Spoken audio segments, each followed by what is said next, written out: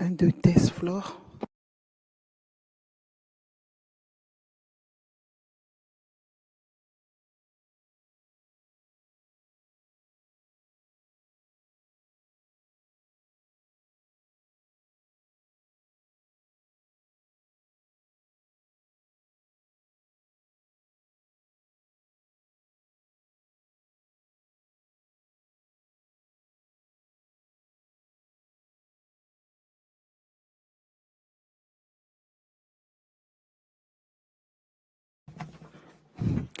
Test anglais, on passe au français.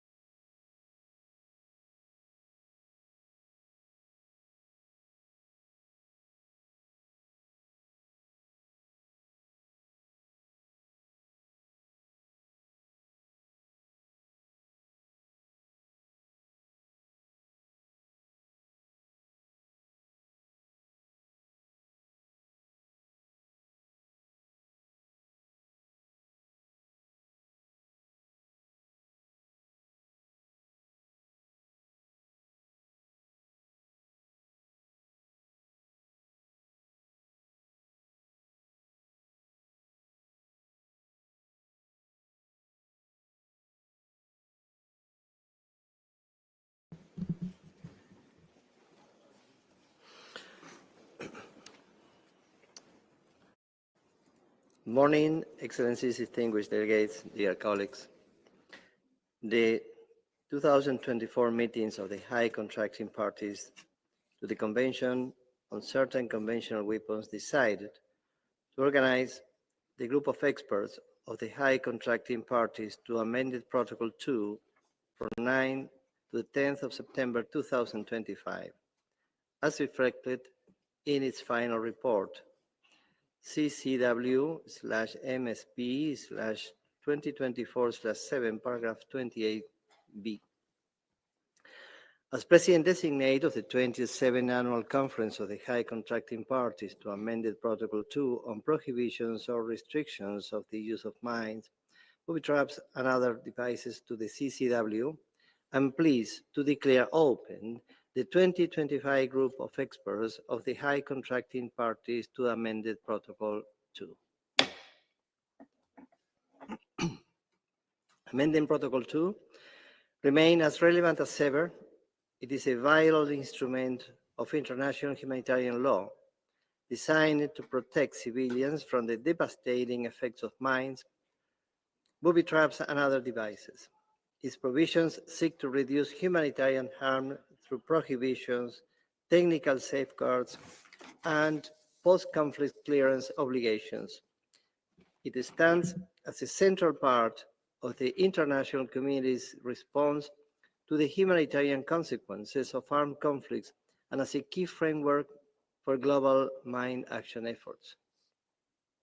While we had made significant progress in implementing this protocol, armed conflicts have grown in number, intensity, and duration, often involving mines, booby traps, and improvised implosive devices. These developments continue to challenge our collective efforts to ensure compliance, strengthen national implementation, and respond effectively to evolving threats. It is therefore my sincerest hope that our work over the course of the coming 2 days will be guided by the common understanding of the fundamental importance of Amended Protocol 2, its continued relevance, and the need to seek methods of protecting civilians from harm more effectively. With these brief introductory remarks, I will now turn to some procedural aspects. Before we begin today's discussions, I would like to remind delegations that there will be no official summary records for this meeting. In line with the past practice, the work of the group will be reflected in the report on improvised explosive devices submitted by the two improvised explosive devices coordinators to the annual conference of Amended Protocol 2. Furthermore, I would like to inform that I intend to limit any right of reply to the total of 3 per delegation at 2 minutes each. All rights of reply will be heard at the end of each session. Please note that statements and presentations will be posted on the dedicated meeting website if they have been submitted to the CCW Implementation Support Unit. Delegations can send them to ccw@un.org. I would also like to remind delegations to send their statement to the interpreters to speeches@un.org as soon as possible and prior to their delivery to facilitate interpretation. The meeting is being broadcasted live on the UN web TV, which allows those who will not take the floor to follow the proceeding remotely in all its 6 official UN languages. As outlined in the final document of the 26th Annual Conference of the High Contracting Parties to amend the Protocol 2, the CCW/AP2/conf 26/5, the main considerations for this year's group of expert meeting are: first, the review of the operation and the status of the protocol, and secondly, improvised explosive devices, or IEDs.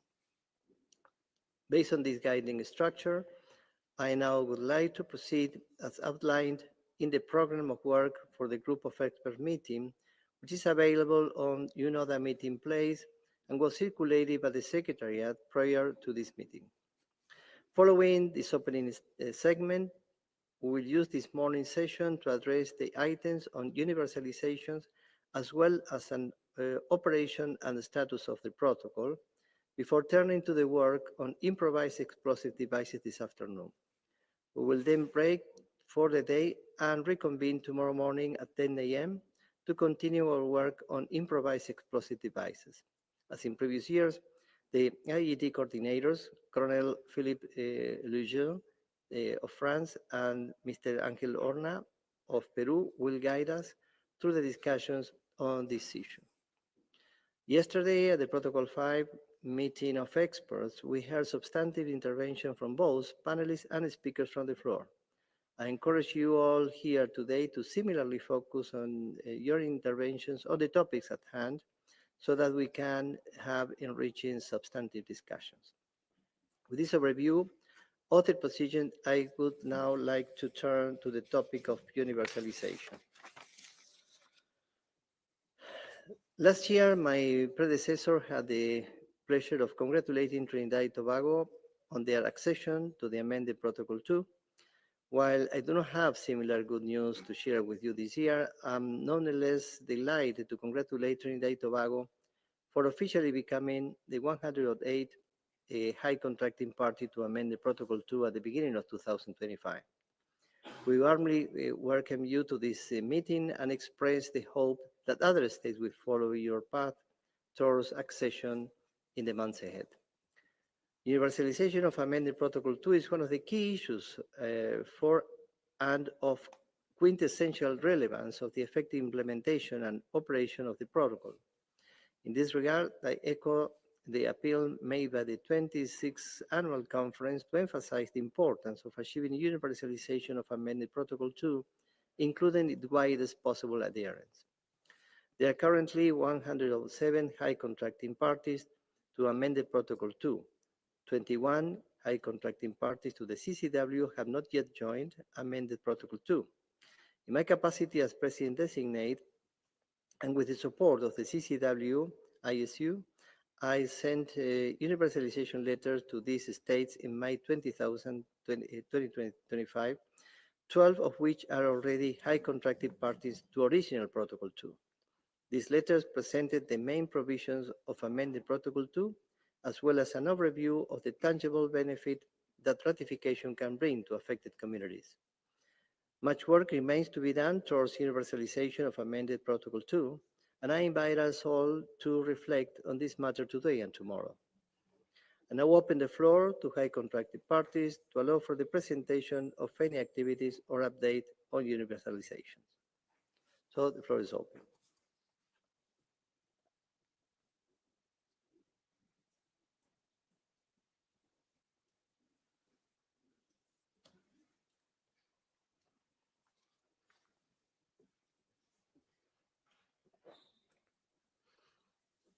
Distinguished representative of the Russian Federation, you have the floor.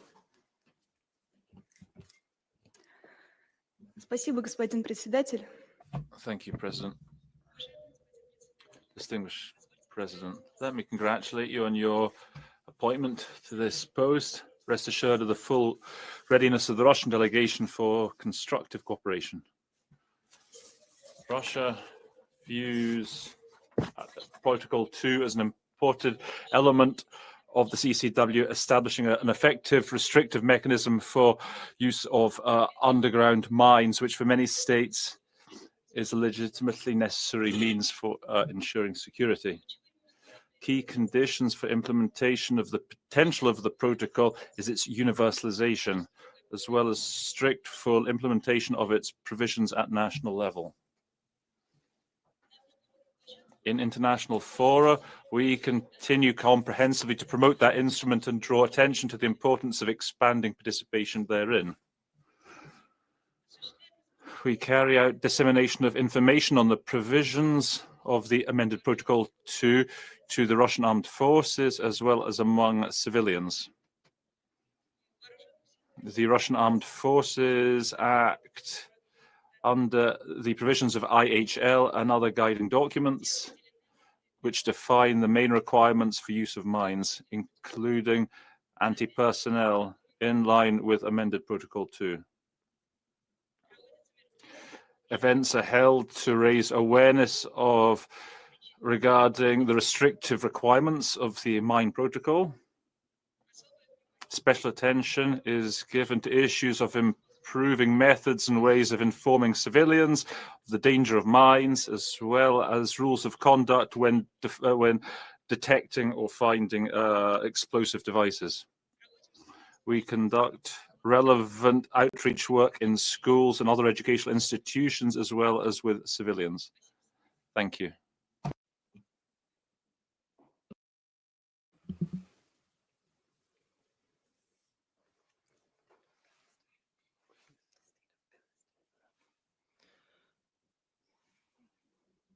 Thank you, distinguished representative of the Russian Federation. I give the floor to distinguished representative of the State of Palestine.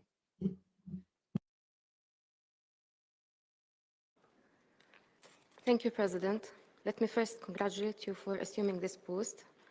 Excellencies, distinguished colleagues, the State of Palestine acknowledges the significant role of the CCW and its amended Protocol 2 in advancing the protection of civilian amid armed conflict. However, this framework is severely undermined by Israel's ongoing genocidal aggression against the Palestinian people. Since October 2023, the occupying power has deployed a wide array of weapons, including landmines, IEDs, booby traps, and incendiary munitions in violation of CCW provisions and international humanitarian law. These indiscriminate methods of warfare have inflicted immense suffering on Palestinian civilians, killing more than 60,000 civilians, mostly women and children. More than 100,000 civilians are wounded or under the rubble. The aggression contaminated our land and left behind a deadly legacy of explosive remnants that will persist for decades.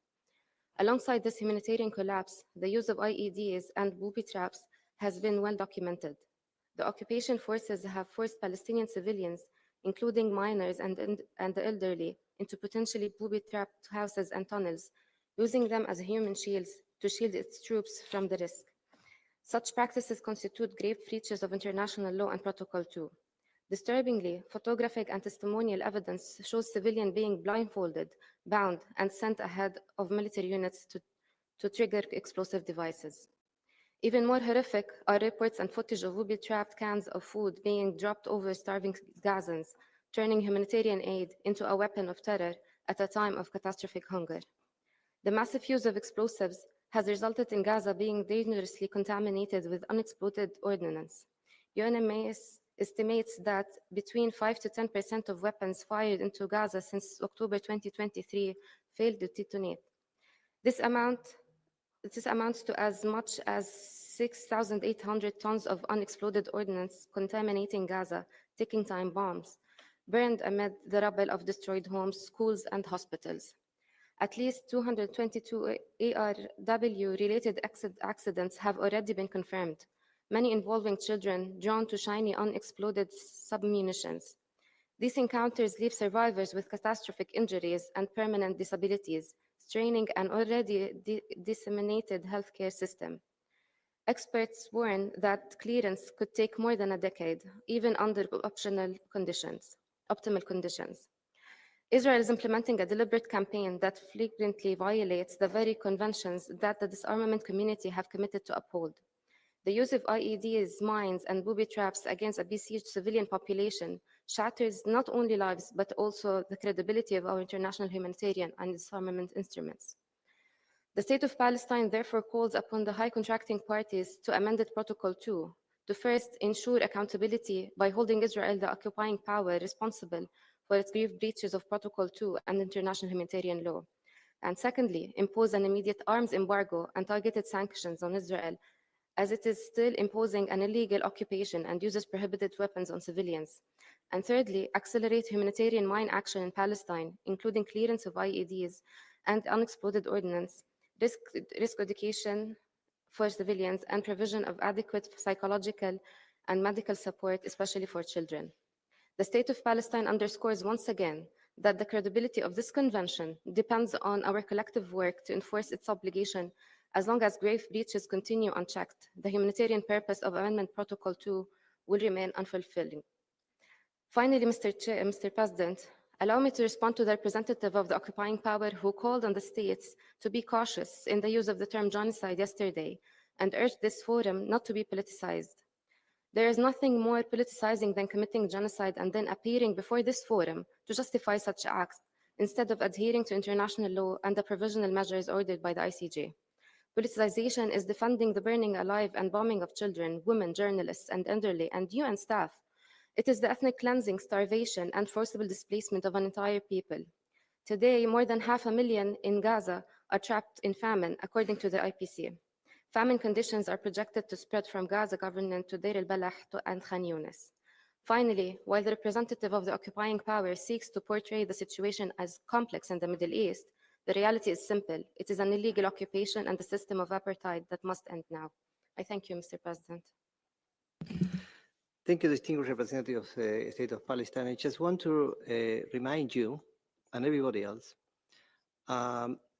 two things. First, that with the due respect of your statement, that we must concentrate on this, the matter of universalization specifically. So tomorrow afternoon, we'll have some general exchange of views, but for the moment, we have to concentrate in universalization. So I really ask you, please, to concentrate on that. And thank you.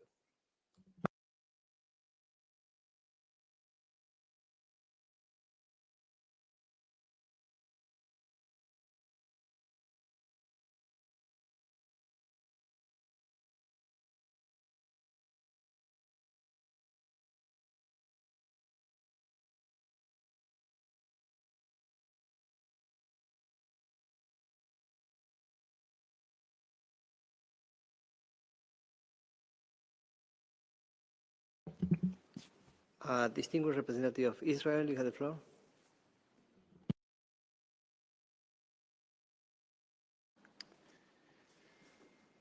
Thank you very much, Chairperson, and good morning.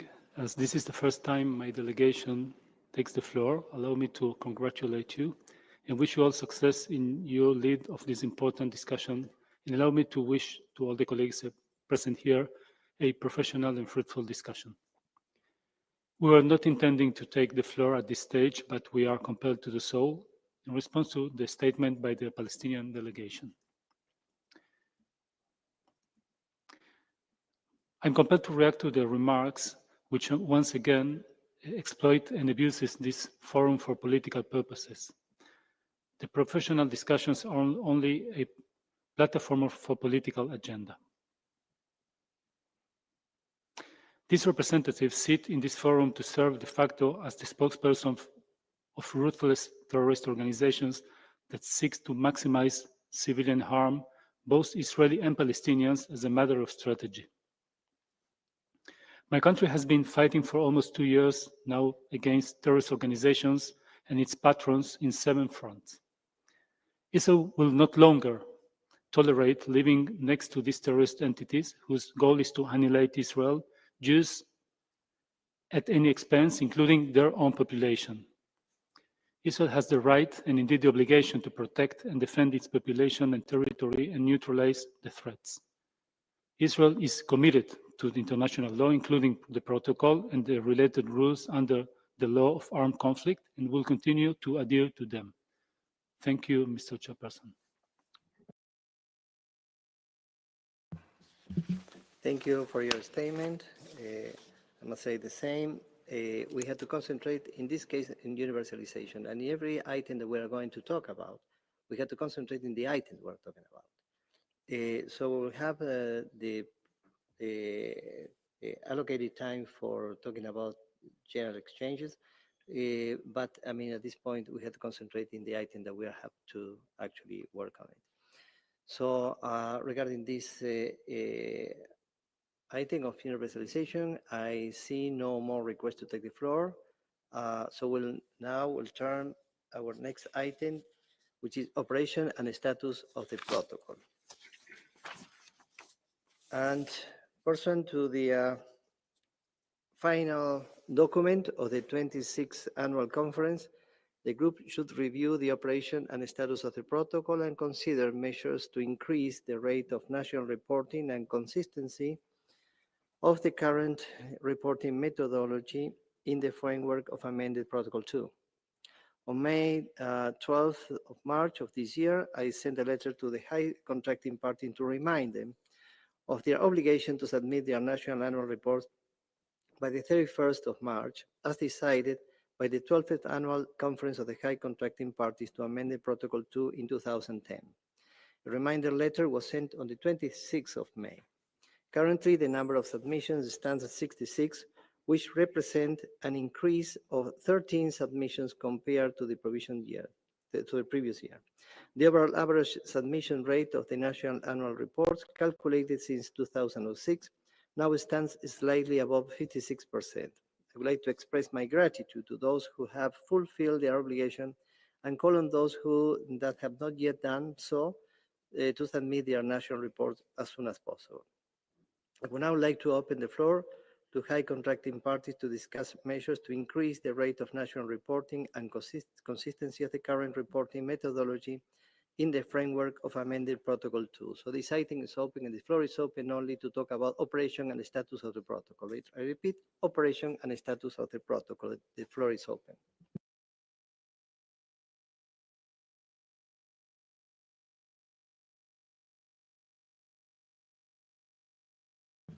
I see request of the floor. The distinguished representative of the Russian Federation, you have the floor.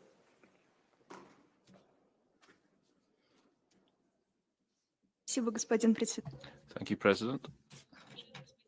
Distinguished Mr. President. In 2024, Russia demined about 3,120 hectares of national territory, detecting, destroying 179,655 items of explosive devices. We also inspected and cleared over 23,000 hectares in the Lao DPR. We provide training for engineers and troops in the Russian army, as well as foreign servicemen. As part of projects of international cooperation in 2024, we trained 49 foreign specialists. At the International Demining Center, on a regular basis, we conduct events to exchange experience in detecting mines. We improve methods and means of informing the population in living in zones of conflict and on the use of mines. Outreach conversations are carried out regarding the dangers of mines with civilians, including in educational institutions. In line with the decree of the President of the Russian Federation on a strategy of comprehensive security for children in Russia, the period up to 2030, we're developing, implementing programs to raise awareness of children about the danger of mines and minimizing risks from explosive devices that children are exposed to in certain entities of the Russian Federation. We'd also like to reiterate that starting 1994, there's been a moratorium on the transfer of detected mines or of self-destruct mines. In view of the humanitarian aspects of the problem of mines, starting 1998, we fully stopped production of anti-personnel mines.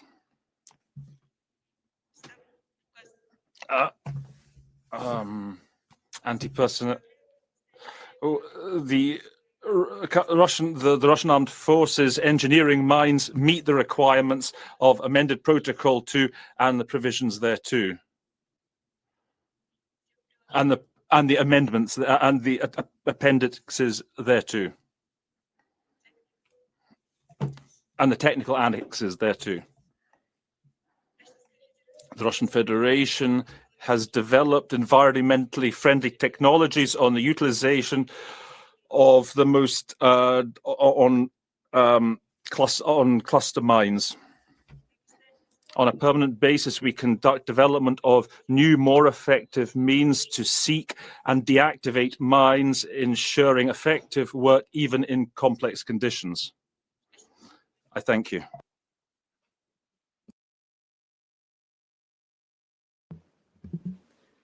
Thank you, distinguished representative of the Russian Federation. I give the floor to distinguished representative of Japan. You have the floor.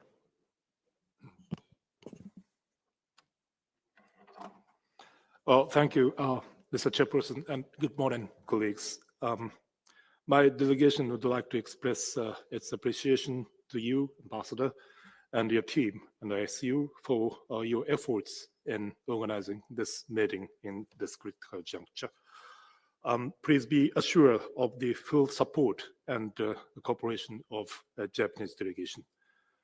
Mr. Chairperson, recognizing that in the current severe security environment, the existence of international laws and regulations on landmines, booby traps, improvised explosive devices, and other similar devices, as well as an appropriate framework for discussion, has become increasingly important. The amended Protocol 2 is an important international law that prohibits or restricts the use of not only landmines, but also booby traps and other similar devices. So Japan calls for its steady implementation and promotion of its universalization. In this context, Mr. Chairperson, Japan attaches importance to the reports that state parties are required to submit each year as an effective measure in improving transparency and promoting confidence building. My delegation would like to encourage the steady submission of these reports. In order to promote universalization, it is also important to further discuss the obstacles to the accession of observer countries to the treaty and future efforts to promote universalization. I thank you, Mr. Chairperson. Thank you, distinguished representative of Japan, for your intervention.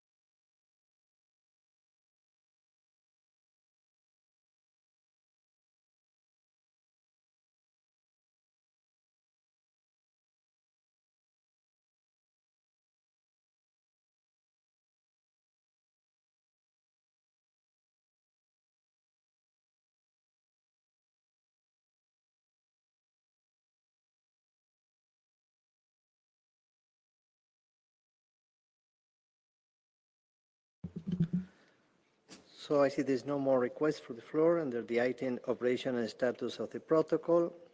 And I will now hand over the floor to the IDD coordinator, Colonel Leger. I know that the Mr. Horna from Peru is at the moment on another meeting on disarmament. He's, many of you may know, one of the coordinators of one of the subsidiary bodies in the CD. So I'm going to leave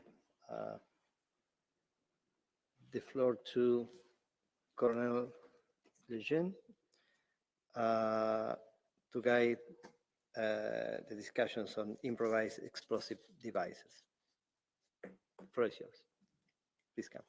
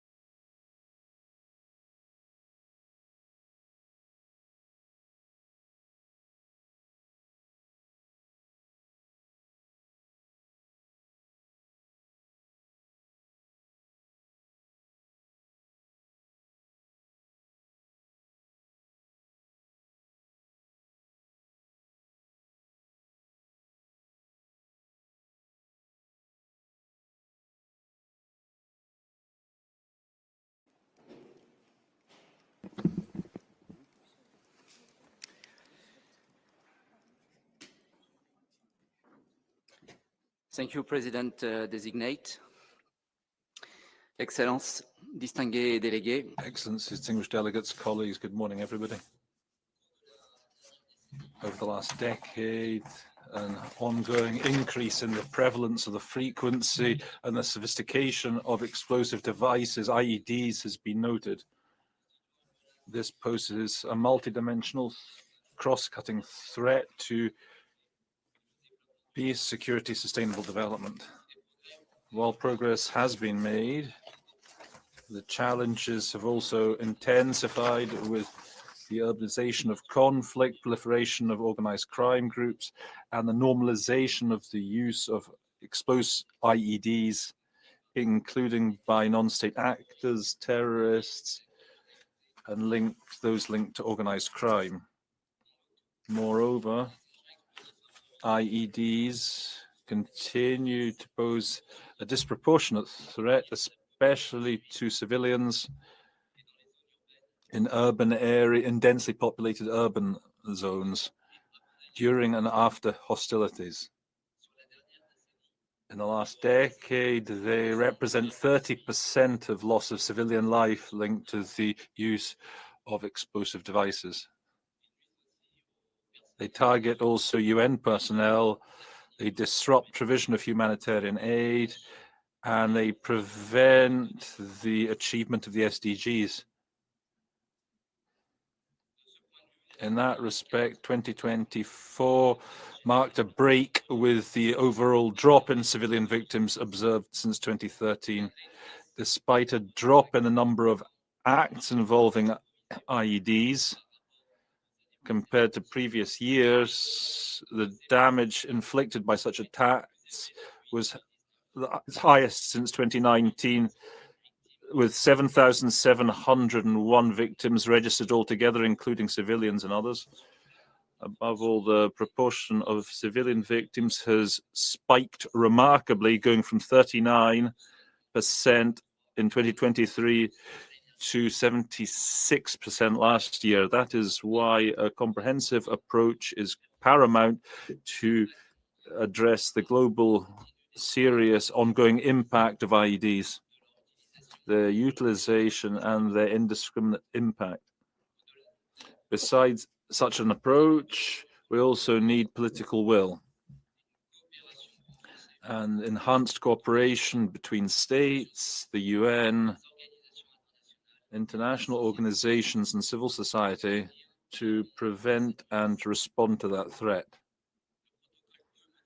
Amended Protocol 2 to the CCW remains to date the only international binding treaty concerning specifically IEDs. It plays in that respect a unique role in regulating the use of such systems, as well as in minimizing their impact on civilians. The Declaration on IEDs, adopted in 2021, specifically recalled and reiterated that key role. I trust that our discussions, therefore, on this subject can lead to tangible action and will contribute to discussions in other fora. So today, we have the opportunity to take stock of the threat posed by IEDs and to examine efforts underway to respond to them. We will be discussing the following points over the next 2 days. First of all, new kinds of IED, methods of clearance, civilian protection, relevant developments in other fora, as well as national and regional responses to that challenge. To optimize the time available and to be as time effective as possible in conducting our work, we would like to begin with in-depth discussions on IEDs, with a first exchange of opinions on those devices, and then we'll move to our thematic panel and to a targeted discussion.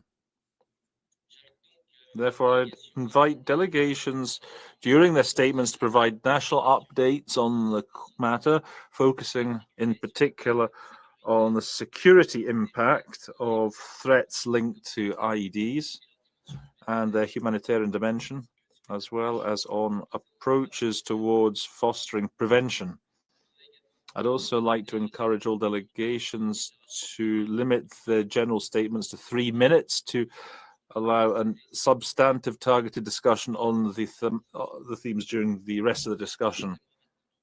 Let me now open the meeting and to give you the floor for those delegations who would like to take the floor.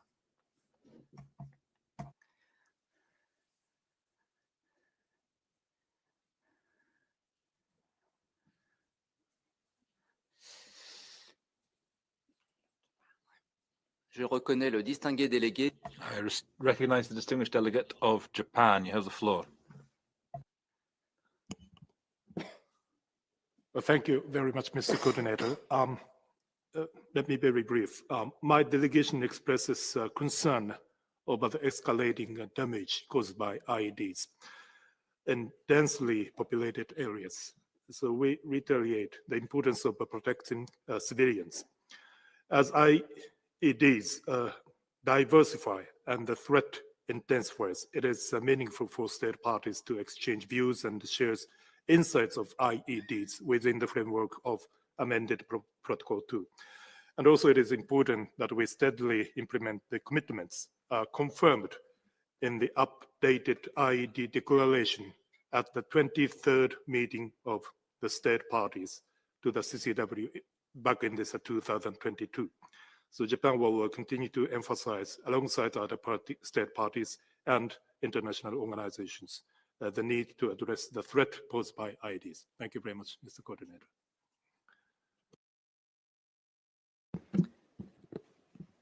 Je remercie le représentant du... Thank the representative of Japan for that statement. Would any other delegation like to take the floor as we open our meeting?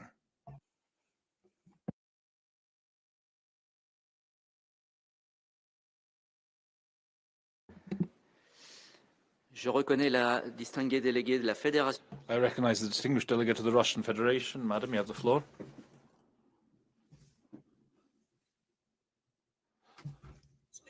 Thank you, Coordinator. The Russian Federation is grateful for being given the opportunity to share some general thoughts on the theme of IEDs.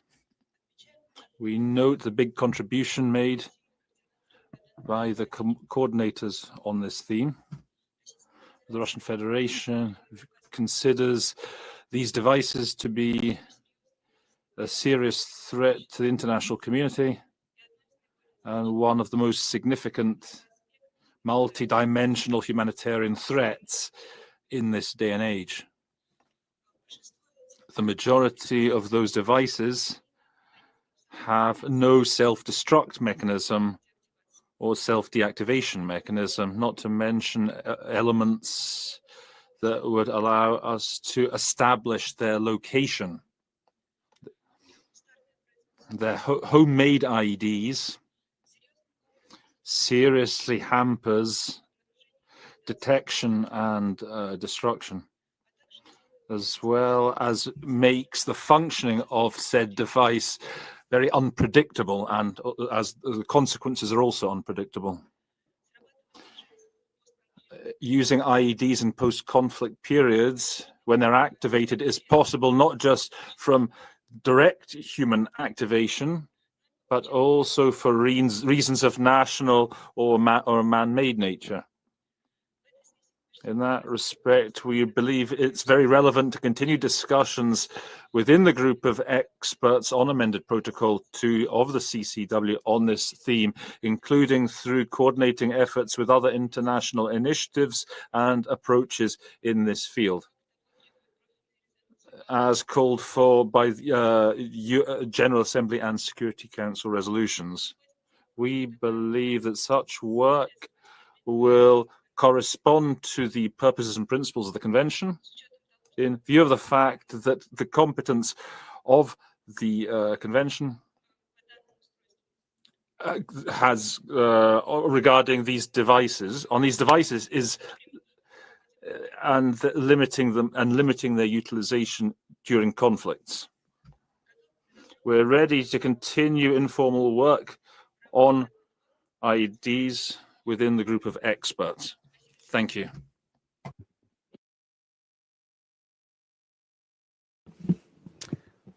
Je remercie la représentante de la Fédération de...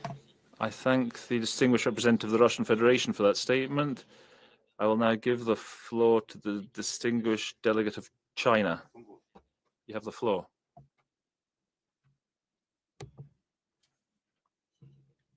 Thank you, Mr. Coordinator.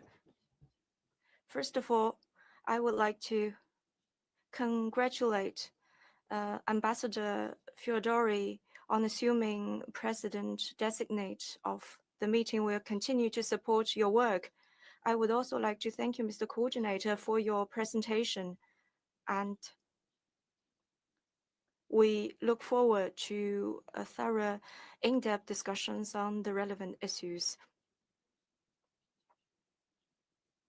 AP2 to CCW contains detailed and appropriate provisions governing the use, transfer, clearance, and destruction of various types of mines. It strikes a balance between humanitarian concerns and national defense needs, playing a positive role in addressing the humanitarian concerns caused by landmines. We're pleased to note countries continue to make new progress in implementing the protocol, and our discussions on IEDs have continued to further. The Chinese government attaches great importance to implementing the protocol, honoring its obligations, and supporting annual implementation reports. Over the past year, China has invested substantial human and material resources in advancing implementation. We believe that IEDs can easily trigger humanitarian crises, hinder economic development and post-conflict reconstruction, and are closely linked to drug trafficking, illicit arms trade, and smuggling. Therefore, addressing all aspects of IEDs would effectively contribute to combating terrorism and transnational crime, maintaining regional peace and stability, and promoting economic social development. In this regard, China attaches great importance to tackling the misuse of IEDs and supports exploring sound and viable solutions within the framework of AP2. Over the years, the government has refined the relevant legislation, strengthened controls over chemical precursors for IEDs, enhanced the development of specialized disposal teams and new technologies, compiled terminologies and disposal standards, and conducted risk education with positive results. Currently, terrorism-related and explosive crimes have largely disappeared in China, and general explosive threats and risks have been prevented, and we will participate actively in the following up discussions. Thank you.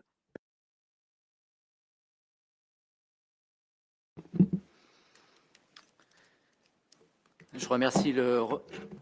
I thank the representative of China for that statement. I hope that we'll have a chance to discuss in more depth the elements that you have raised in your statement. I give the floor now to the distinguished delegate of the United States. You have the floor.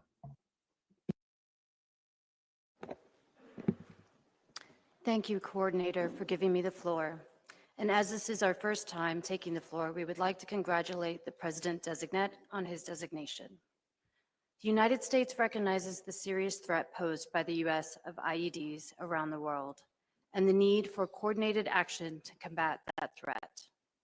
The United States remains committed to addressing the humanitarian issues posed by landmines, booby traps, and other devices through implementation of our obligations under Amended Protocol 2 and our domestic policies, and through our humanitarian assistance efforts in concert with international partners. Activities related to conventional weapons destruction are part of U.S. efforts to counter the threat from the use of IEDs.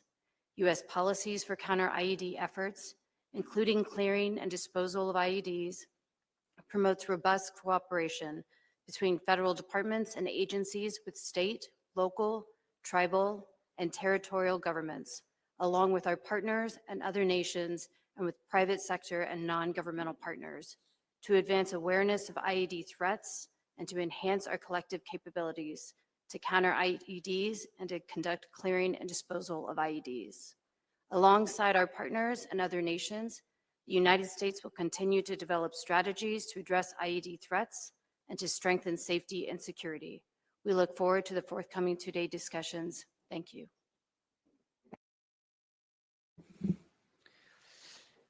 Je remercie la représentante. Thank the representative of the United States for that statement. Would any other delegation like to take the floor at this point?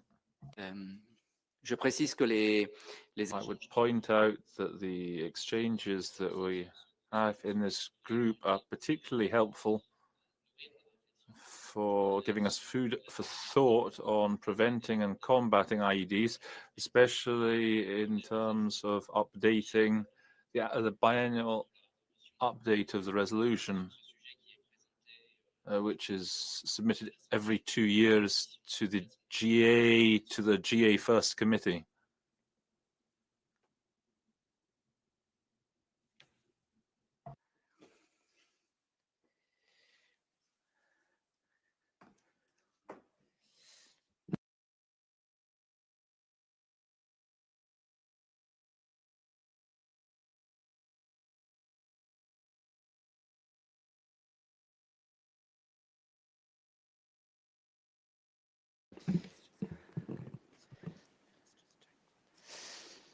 Mais pour l'instant, je ne vois pas d'autres.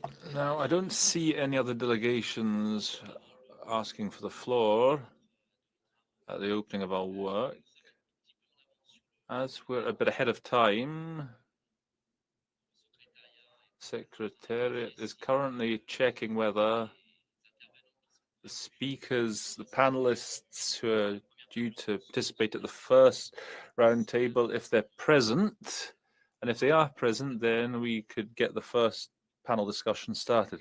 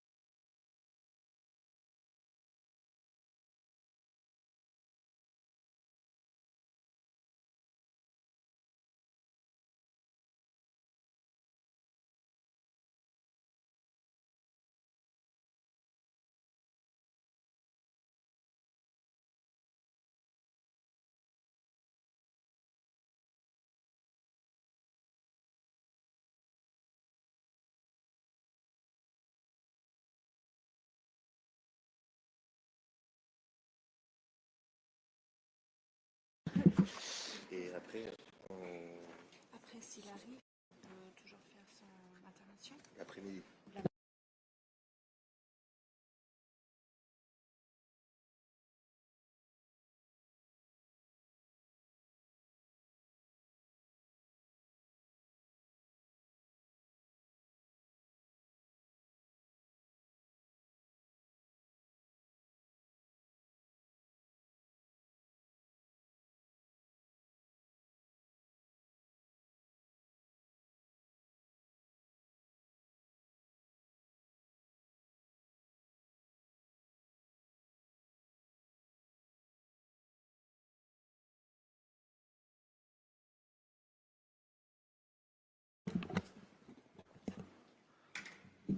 Thank you, Philippe, for now offering me the floor. Excellencies, distinguished delegates, dear colleagues. The increasing scale, lethality, and growing sophistication of improvised explosive devices is alarming and underscores the importance of our discussions today. IEDs are no longer a marginal weapon, but a staple in today's conflicts, particularly those involving non-state armed groups.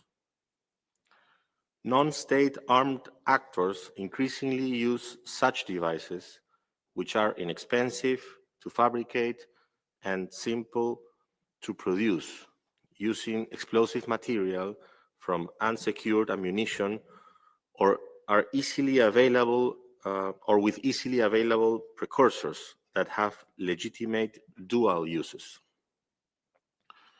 Due to their improvised nature, IEDs are constantly evolving in terms of manufacturing methods and modes of detonation, making them easier to conceal and more difficult to detect and to safely defuse. Likewise, considerable innovation and increasing sophistication in their design, detonation mechanism, and charge configuration, as well as engineering capabilities, allow actors to build devices that maximize their range and impact, as well as increase the production of these devices on an industrial scale. In this regard, the 2024 report of the Secretary General on countering the threat posed by improvised explosive devices highlights a notable increase, I quote, notable increase in the proliferation and use of inexpensive, primarily small and crude aerial vehicles by non-state armed groups to deliver IEDs, end of quotation. This method increases the ability of attackers to deploy such weapons to specific, vulnerable, and inaccessible locations at speed and with accuracy, and expands their potential reach, allowing them to bypass traditional security measures. So you can see how alarming and evolving is the nature of these devices, and hence the specific relevance of AP2 in general, and this discussion on IED timely and important. And because of that, we have gathered a panel of experts for this morning. So to begin our discussion on the topic, we will first hear from the panel on the current status of the threat posed by IEDs, with a special focus on new types of devices.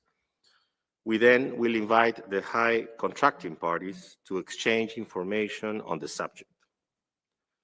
Let me hence warmly welcome and introduce the members of our panel. Lieutenant Colonel, first, Miss Niam, or Neve, I should say, Neve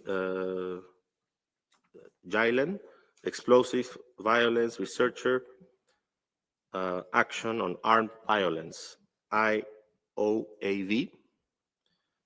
Then Lieutenant Colonel Benjamin Howard, IED Threat Mitigation Advisor from the United Nations Mine Action Service, UNMAS.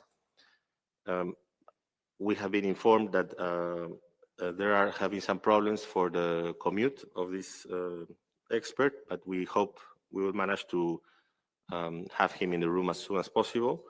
And Lieutenant Colonel Ricardo Ariel Meya, head of the Disarmament and Humanitarian Demining Division, Joint Chiefs of Staff of the Argentine Armed Forces, las Fuerzas Armadas Argentinas. So to open the debate, we are going to hear first from Ms. Neve Geilen. She is an explosive violence researcher at Action on Armed Violence, where she focuses on documenting and analyzing the global impact of explosive weapons on civilians. She leads AOAV's Explosive Violence Monitor, a unique data set built from English language media reports, which tracks incidents of explosive violence and their human toll. Neve provides in-depth analysis and commentary on the trends and patterns revealed by this data to inform research, advocacy, and policy discussions. In her intervention, Ms. Geilen will focus on the following topic: IEDs, a decade of harm, trends, themes, and global patterns. Ms. Geilen, the floor is yours, please, and welcome. Thank you for the introduction. Excellencies, distinguished delegates, colleagues, my name is Neve Gillen, and I'm an explosive violence researcher at Action on Armed Violence, a London-based charity which investigates civilian harm caused by explosive violence. It is an honor to address you today. Within my presentation, I'll be looking at themes, trends, and global patterns of improvised explosive devices across the last decade from 2015 to 2024. Next slide, please. I will briefly touch on what an IED is and why they are typically used. An IED is a type of bomb constructed using materials which are not typically used for military purposes. They are easy to acquire due to the fact that they can be constructed from an array of readily available materials. They are often used within asymmetrical warfare as a low-cost and adaptable tactic, which causes maximum impact in the way of victim harm, often within densely populated areas, and whilst avoiding direct confrontation, which can avoid the loss of combatant life. They are also concealable and act as a force multiplier. Next slide, please. I will now give a brief overview of our data from the last decade before focusing more specifically on different aspects. I also want to mention that our use of the word casualty refers to both deaths and injuries. So, over the past decade, IEDs have continued to pose a substantial and lethal threat to civilians. Out of roughly 46,000 incidents of explosive weapons use, IEDs represent 23% of total attacks during the last decade. Out of roughly 280,000 civilian casualties caused by explosive weapons, 30% were a direct result of IED use. AOAV has recorded IED use in 94 countries around the world within this time, with 56% of IED incidents occurring in populated areas where civilians are likely to be present, and 92% of civilian casualties from IEDs occurring within populated areas. Next slide, please. To illustrate the widespread nature of the issue, here is a map highlighting the 94 countries impacted by IED use. They are highlighted in red, and this is just under half of the world. Next slide, please. So here we have two graphs illustrating the worst impacted countries by IEDs, both in terms of the number of incidents in blue and the number of civilian casualties in red. It is worth noting that over the past decade, 87% of recorded civilian casualties from IEDs occurred within the 10 countries identified in the red graph, all of which were classified as situations of non-international armed conflicts as categorized by the Rule of Law in Armed Conflicts Project by the Geneva Academy. It is also worth noting that the majority of IED use within these countries is carried out by anti-government insurgencies, such as within Afghanistan over the past decade, as well as in the context of sectarian and religious violence. Both graphs largely list similar countries. However, when reading across to the red graph, you can see where the rate of civilian harm per incident is far higher. Next slide, please. This graph illustrates the number of IED incidents each year, corresponding to the number of incidents which took place in a populated area. Naturally, as you can see, both lines follow a similar pattern with their peaks and troughs. Notably, around 50% of all attacks occurred in a populated area where civilians are likely to be present, and this is largely the same year on year, showing a consistent trend throughout the decade. Next slide, please. So as expected, when it comes to the casualties of IEDs, civilians expectedly bear the brunt of the harm, accounting for 73% of casualties. Whilst this is an average for the decade, AUAV did not record 1 year where the numbers of armed actor casualties from IEDs exceeded the numbers of civilian casualties. Next slide, please. In terms of location, as I mentioned previously, 92% of civilian casualties occurred within a populated area, which we categorize as the follows. The most impacted being urban residential areas, markets, places of worship, and commercial premises, among the others listed. Populated areas are continuously targeted by IEDs due to the fact a large number of civilians are likely to be present and likely unable to evacuate the area in time. Again, you can see the level of civilian harm relative to the number of incidents is extremely high. Next slide, please. The intended target of IED use is therefore often civilians, as shown here. Attacks targeting civilian groups cause 19% of civilian casualties. However, and a crucial point is that civilians were harmed in attacks targeting all other categories, illustrating the persistent harm to civilians regardless of intended target. Next slide, please. In reference to the types of IEDs which we're discussing, the largest category that AOAV records are non-specific IEDs, which include suicide attacks. Non-specific IEDs account for 57% of civilian casualties, followed by car bombs, roadside bombs, and multiple explosive weapons, which refers to the use of IEDs in conjunction with other types of weapons. The use of car bombs and roadside bombs has decreased over the decade, but despite this decrease, are still causing harm to civilians each year. Next slide, please. I'm now going to look a bit more closely at the use of suicide attacks, as they are the most injurious form of IED across the decade. They are almost exclusively used within populated areas, with 96% of civilian casualties from suicide attacks occurring within a populated area. These areas include places of worship, markets, and public gatherings, and have been recorded in most frequently in Afghanistan, Iraq, and Syria across the decade. Suicide attacks have caused the most casualties out of all activation methods that we record, accounting for 50% of all civilian casualties from IEDs within the decade. Next slide, please. As expected, non-state actors have caused the majority of civilian harm caused by IEDs, accounting for 86% of civilian casualties. It should also be noted that while state actors accounted for less than 1% of IED use between 2015 and 2024, the use of IEDs by Israel in September 2024 in the radio device and pager attacks in Beirut and other areas of Lebanon caused 58% of civilian casualties from IEDs that year. Whilst this was an extreme case, with this use of IEDs not conforming to any trends or patterns AOAV has monitored since the beginning of our records in 2010, such incidents and usage of IEDs should still be noted. Next slide, please.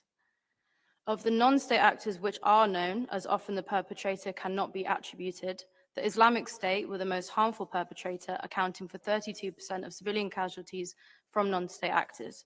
Here, the Islamic State is referring to all ISIS groups globally. The Taliban, Al-Shabaab, and Boko Haram are also listed as large perpetrators. It should be noted, however, that the Taliban's use of IEDs is referring to earlier in the decade, with the last recorded use of the device being 2021, according to our data. Due to the Islamic State's use, I'll be focusing more closely on their use of such devices within the coming slides. Next slide, please. The Islamic State has continued to be the most prolific and widespread user of IEDs across the decade, year on year. Within the decade, the IS has focused its IED use in Iraq, Afghanistan, and Syria, with 1/3 of civilian casualties occurring in Iraq. However, in recent years, we are picking up far less IED attacks in Iraq. More recently, we are finding more cases of unexploded ordnance in addition to IEDs, but the frequency is far less in comparison to the 2015 and 2016, when IED use in the country was at its peak. The Islamic State has also carried out 44 of the most injurious attacks within the last decade globally, giving an indication to the level of harm the group's use of IEDs has caused. The continued use of IEDs by the Islamic State remains an ongoing threat to civilian populations. Next slide, please. This graph illustrates the yearly distribution of IED attacks, showing a peak of incidents in 2018 and 2019, largely attributed to the Islamic State and Al-Shabaab and the Taliban. The peak of civilian harm was in 2015, largely attributed to the Islamic State, Boko Haram, and the Taliban. The sudden drop in civilian casualties in 2020 was likely due to the global pandemic, although there was less change in the number of incidents. The number of civilian casualties have decreased over the decade, but increased substantially in 2024, largely due to the use of IEDs by Israel in Lebanon within the pager and radio device attacks that I mentioned previously. Next slide, please. I think it's important to understand the trends which have emerged over the past 2 years in terms of IED usage and civilian harm, so we can better understand the current use. This map shows the 5 countries which have seen the worst consistent civilian harm from IEDs, the worst impacted countries being Pakistan with 1,174 civilian casualties, followed by Somalia with 699 civilian casualties, then Syria with 538, Nigeria with 524, and Afghanistan with 445. The use of IEDs in East and West Africa, such as Nigeria and Somalia specifically, has become more prominent in recent years. Additionally, the highest rates of suicide attacks recorded in 2024 were in Pakistan, Somalia, and Nigeria. Next slide, please. This graph demonstrates the 5 worst perpetrators globally within the previous 2 years based on the number of civilian casualties caused. The perpetrators we are seeing using IEDs in recent years are ISIS Afghanistan, Al-Shabaab within Somalia and neighboring countries, ISIS, which is referring to Syria and Iraq, ISIS within Pakistan, and the Balochistan Liberation Army, which largely operates within Pakistan. Although the perpetrators listed have not caused the highest number of incidents, the level of harm, civilian harm their attacks have caused is extremely high. For example, ISIS Afghanistan have a ratio of 37 people killed or injured per incident. Other formerly prolific groups, such as Boko Haram, continue their use of IEDs, but we are recording this far less often and with far fewer civilian casualties in recent years. We have, however, seen an emergence in IED usage from armed groups in Myanmar, such as the People's Defense Force. IED use within this conflict is typically against the Myanmar military, causing fewer civilian casualties and a higher rate of armed actor casualties. Next slide, please. So when it comes to the challenges associated with addressing the threat of IEDs, they're both broad and varied. The challenges include the ease of accessibility materials for non-state actors and their ability to adapt and acquire new materials, the varied context of use, meaning the devices are easily concealable and usable in a wide range of contexts. For example, they can be used in both rural and densely populated areas, meaning they can be used to target any group in ways which can be extremely difficult to predict. In terms of monitoring and data limitations, there is difficulty in recording the global use of IEDs. This can be due to the decentralized and unconventional manufacturing of the devices, as well as the difficulty in attributing the use to specific perpetrators. Often incidents can go unclaimed, or there may be little information surrounding the context in which the device was used. Next slide, please. In conclusion, whilst IED use has declined over the past decade, the impact on civilians remains severe. Despite Gaza and Ukraine, among other conflicts dominating media space, IEDs likewise remain a persistent threat to civilians globally. Civilians consistently bear the brunt, especially in countries witnessing non-international armed conflicts and within populated areas. Non-state actors likewise continue to drive this threat. AOAV urges strengthened monitoring, cooperation, and civilian protection measures. It is my hope that AOAV's data can support the ongoing work of this body to strengthen protection for civilians. I thank you very much for your attention.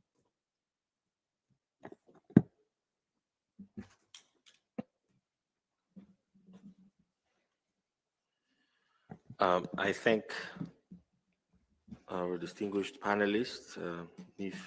Gillen, for her very informative presentation, and that provides us with a panoramic view of the current trends and interestingly, a number of specific data that I found interesting For instance, a number of countries impacted by IEDs, 94, 92% of civilian casualties, especially in populated areas, I've seen. And also something that we have been discussing as IED coordinators also in prior meetings of this group of experts, that is the use of these explosive devices by some terrorist groups, and she also had a couple of slides on the Islamic State.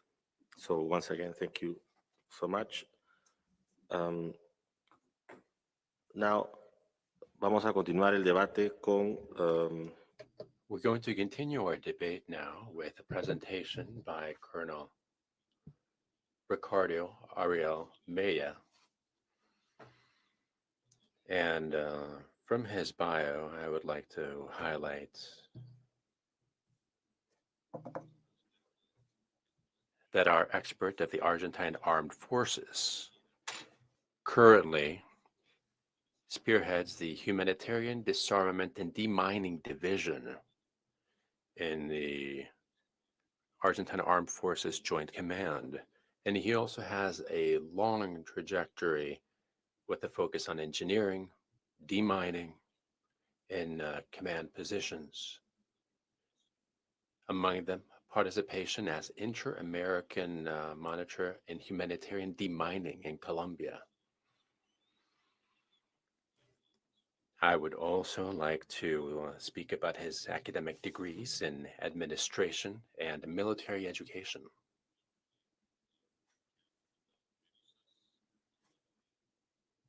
He has also completed several advanced courses in areas such as explosive handling, command tactics, gender perspective in the area of defense, and decision-taking. In his statement,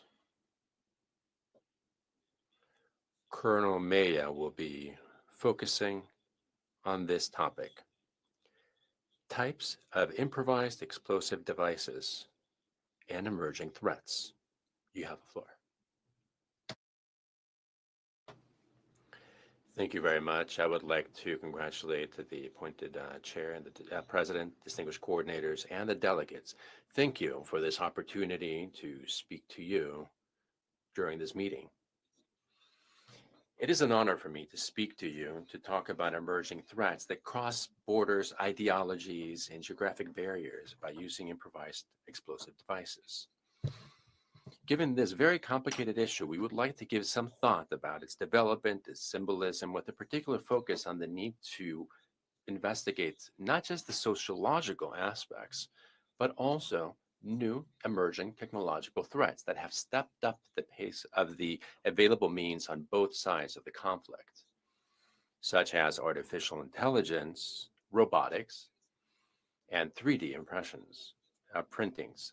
This can affect our models for removing and destroying, but it can also have an impact on the manufacturing of IEDs themselves, thereby compelling us to redefine many concepts in current protocols and agreements that are not up to date with the current type of conflicts. This will allow analysts to provide a context of the general environment in order to better predict future patterns, in order to facilitate the task of the operator, giving them more security, more confidence in their work in dangerous work areas.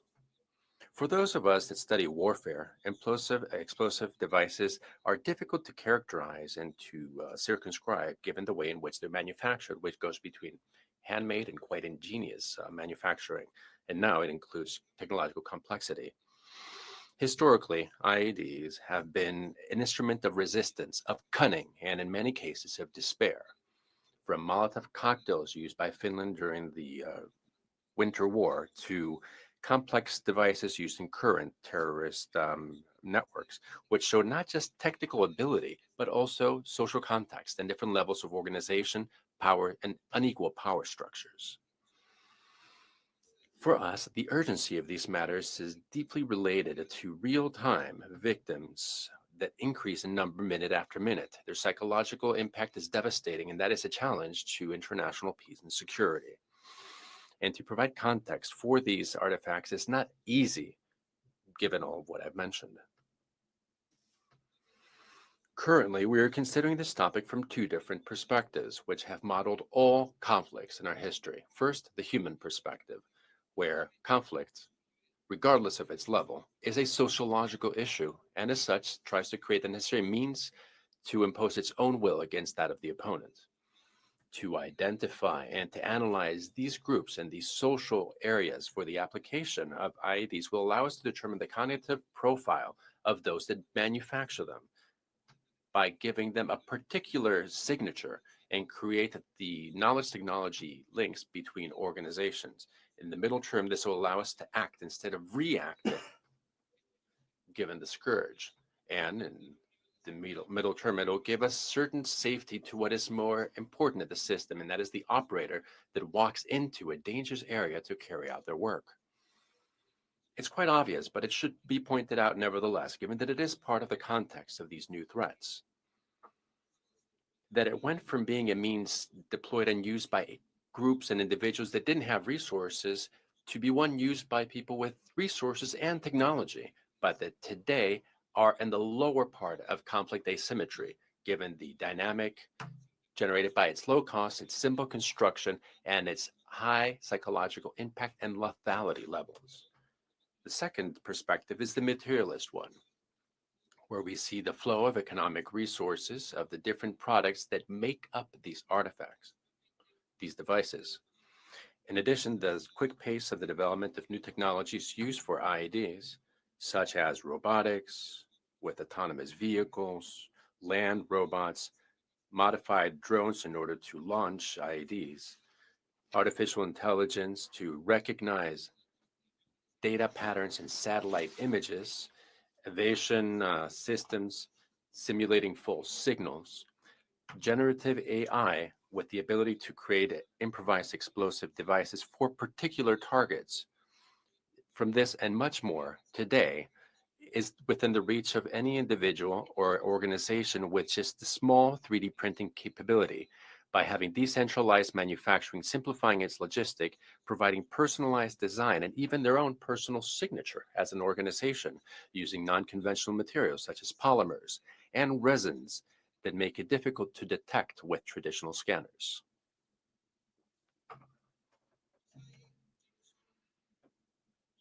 IEDs are no longer rudimentary bombs, as I said earlier in the beginning during the Winter War between Finland and the Soviet Union, the Molotov cocktail. But it's no less dangerous. With time, this rudimentary device went from being the tool of those with few resources in front of a better armed force.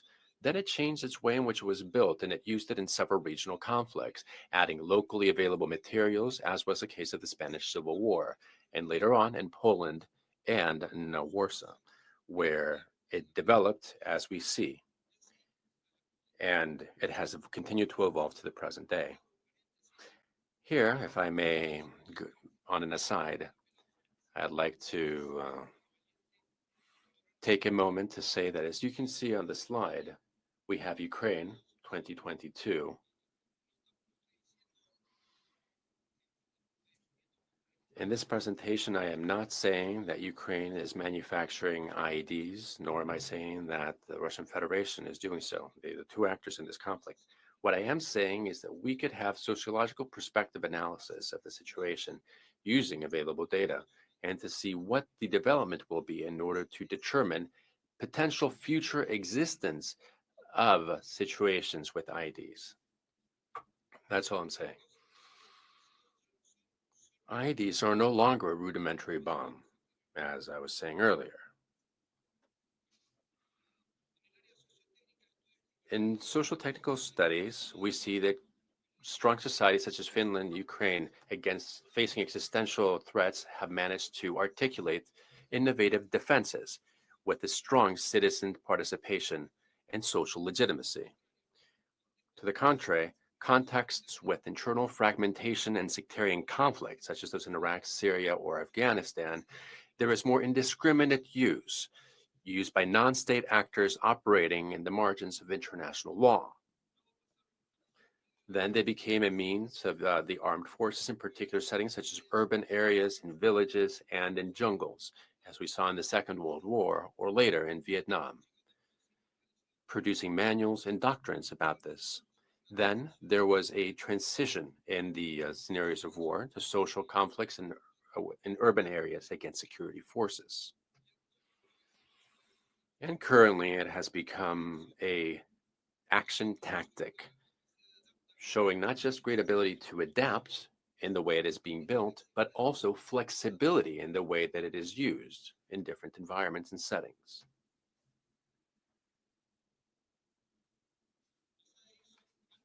IEDs are highly marketable and usable for any organization, which means that we have to consider certain national or regional operational factors and to adapt some states with joint actions, given that they are currently being used in the civilian realm. And given that this is one of the first tools being adopted by people in terrorism, given asymmetry and great misinformation, IEDs are seen as a means of legitimate defense for the rights that are being jeopardized.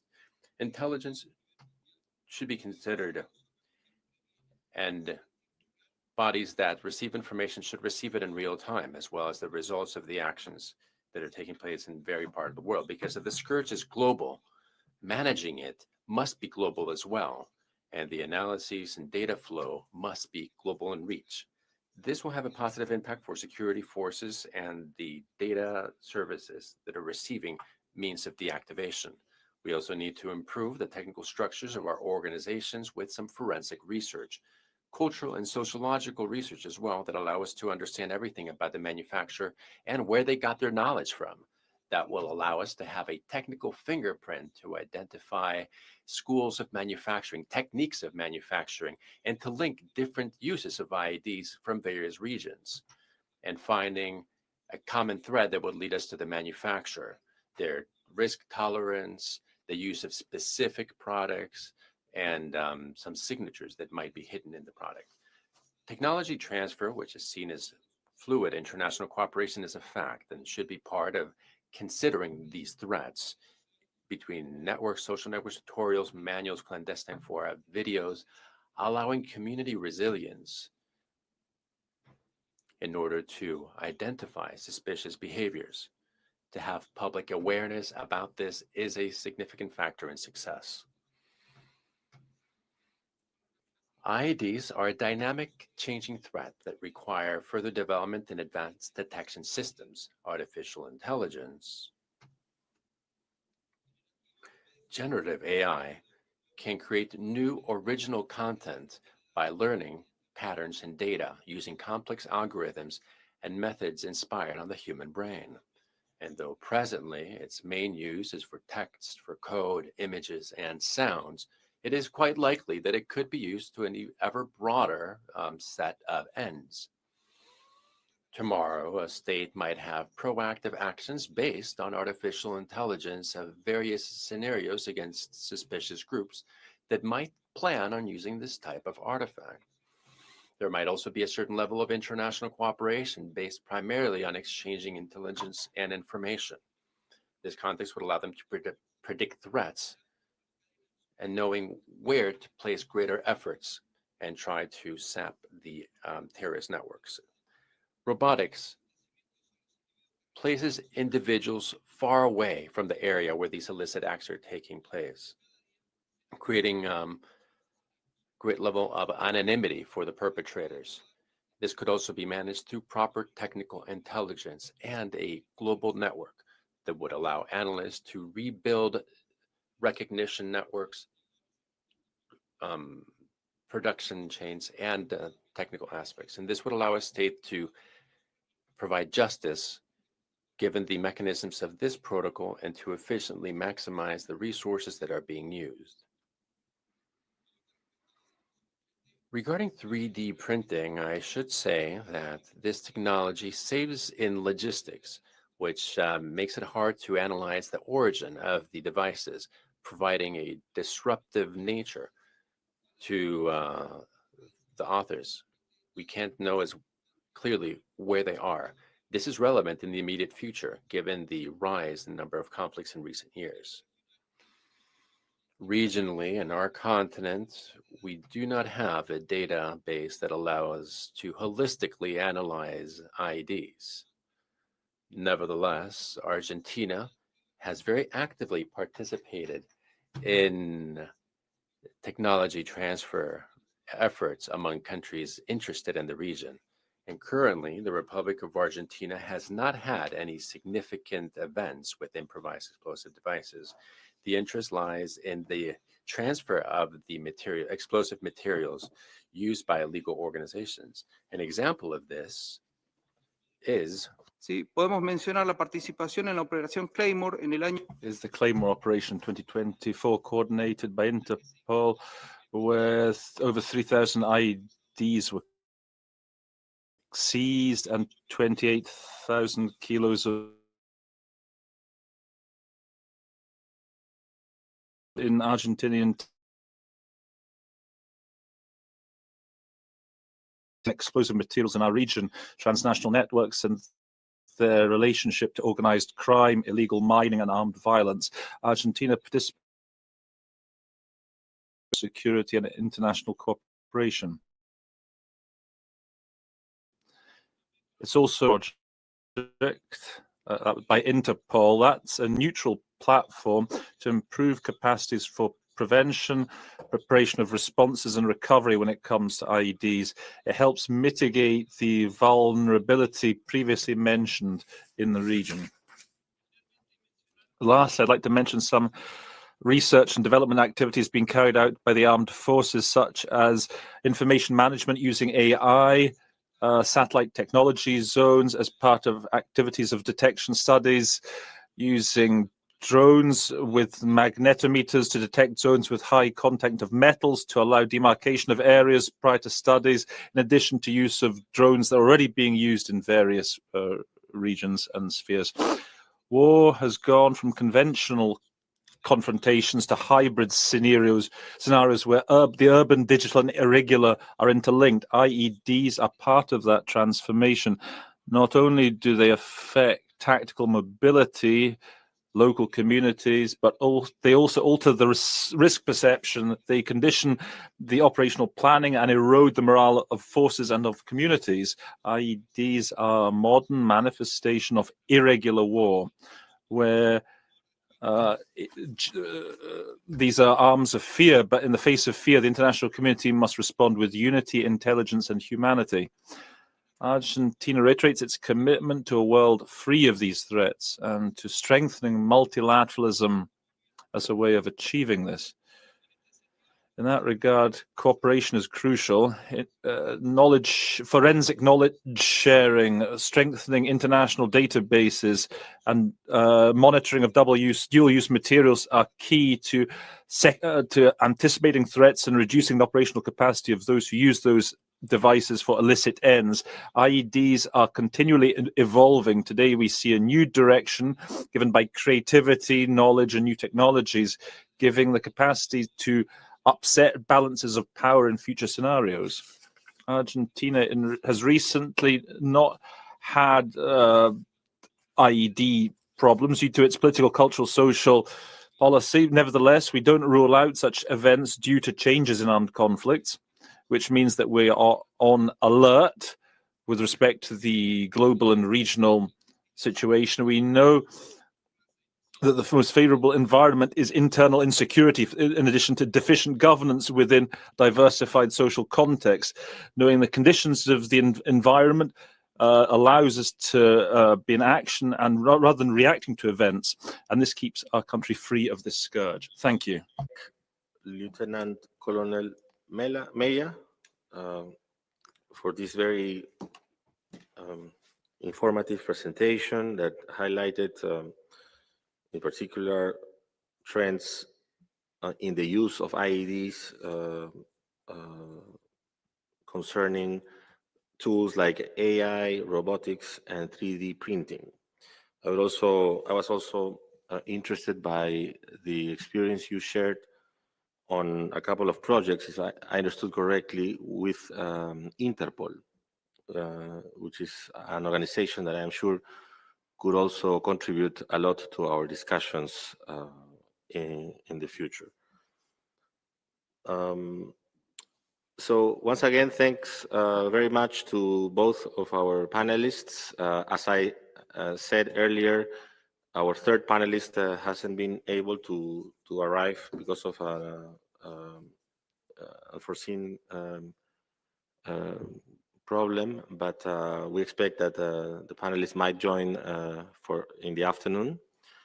Notwithstanding that, I would like now to give the floor to high contracting parties who intend to ask questions to our panelists or present their thoughts on the presentations we have just heard. I would also like to invite delegations to share with us information on this agenda item and to use some of the guiding questions in their interventions, including information on new types of improvised explosive devices and that they have encountered. The guiding questions, just to remind everyone, are the following. What recent trends have been observed in the development, design, deployment, and impact of IED in different conflict settings, including on the civilian population? How can the international community better anticipate and respond to the evolving nature of IED threats, including those involving emerging technologies? What role can data collection and analysis, as well as artificial intelligence, play in identifying new types of IED and supporting more effective mitigation strategies? How, and finally, how does gender intersect with indiscriminate violence, which is exacerbated by the use of IED? The floor is open.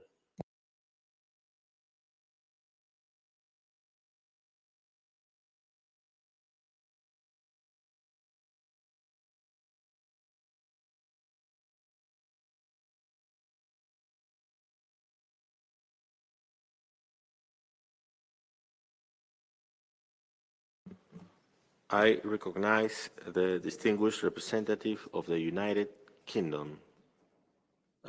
You have the floor, Eddie. Good morning, and as this is the first time taking the floor on behalf of the United Kingdom, I wish to thank and congratulate the President-designate for his efforts with promulgating Amended Protocol 2 and our coordinators and panel members for their contributions today. If I may offer an observation based on some 20 years combating and operating within IED contested environments, I'd like to offer that the earliest stage of an IED that one would find on the battlefield would actually be the misuse and adaptation of conventional munitions, be it the relocation of a failed ordnance that's failed to detonate, or the harvesting of military-grade explosives, which is then used in a way that the original munition was not designed to function. Once the belligerent, be that a terror group, organized criminal group, or whatever the non-state actor may be, exhausts that supply of conventional munitions where the conflict lines exist, then we see this sine wave of development.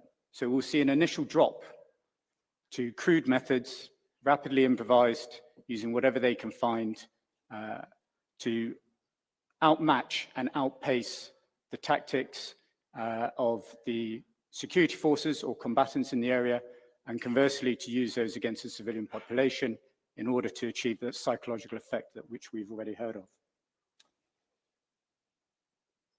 And this naturally links back to Protocol 5 yesterday about ERW clearance and disposal in order to prevent those munitions being accessed by those groups.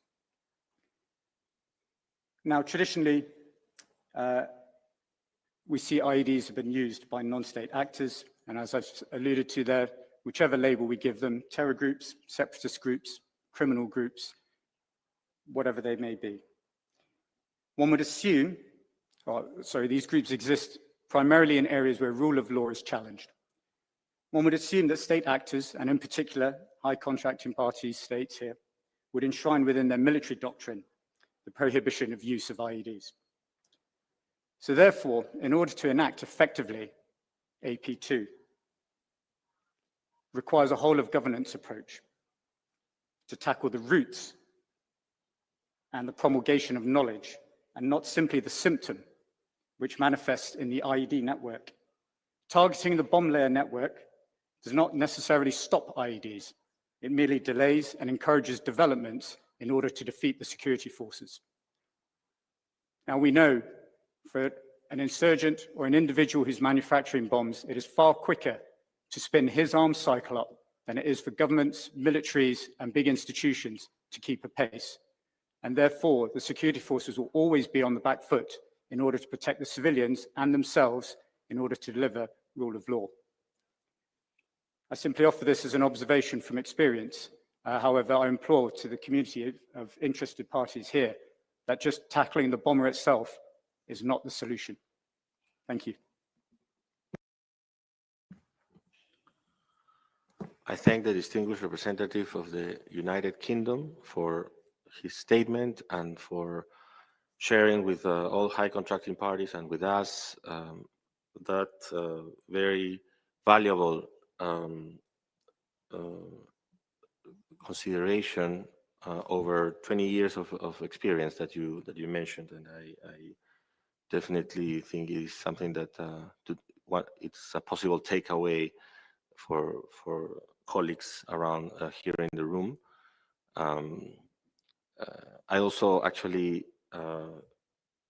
just if I may offer a quick reflection on your remark, it makes me think also on another topic that is perhaps larger, but when trying to enforce AP2 and in particular this countering IEDs, one could also, and especially in regards to the use of IEDs by non-state actors, one could also consider that there is a nexus in some cases between terrorist groups and organized crime. And this is something that as a delegation, Peru has examined in the past in other fora. And we believe that is something that needs specific attention also from governments, of course, in different fora. This is not the forum. The floor continues open, and I will also then give back the opportunity for the panelists to comment if they wish so. But before that, I would like to see if there are other delegations, high contracting parties willing to take the floor. The floor is open.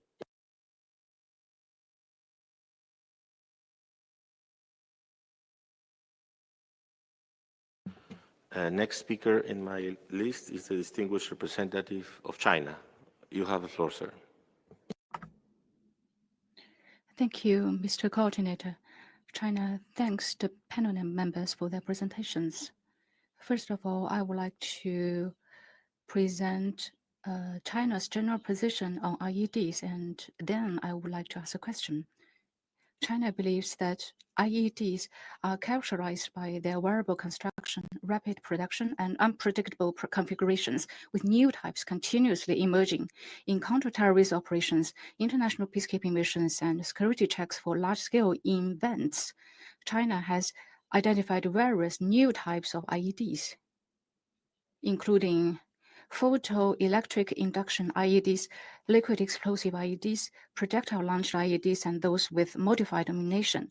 To address these new threats, China has developed and improved regulations on the management of explosive materials, implemented information encoding for explosive and detonators, tightened control over military and police ammunition. It mandates that explosive and raw materials must only be purchased with permits approved by authorities in order to track the flow of materials. Specialized security inspection and bomb disposal teams have been established. They are equipped with professional tools. Recently, President Xi launched a global governance initiative And China believes that a people-centered approach should be the key value of this initiative. I think that this principle is also of great significance in how to tackling IEDs. A people-centered approach should be adhered. Just now, one panel member presented that currently in the world, many people are still confronted with the risk of new types of IEDs with shocking numbers. These numbers are shocking. So my question is, with the development of new technologies, including AI, 3D printing, information technologies, and remote control technologies,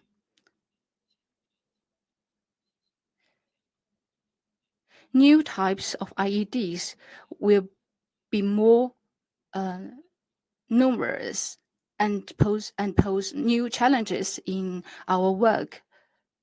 So I would like to know, in this world with evolving technologies, what are the effective measures to tackle these challenges, to ensure that our people-centered approach will be implemented in practice? Thank you. I thank the distinguished representative of China for his statement and also for the question posed to panelists.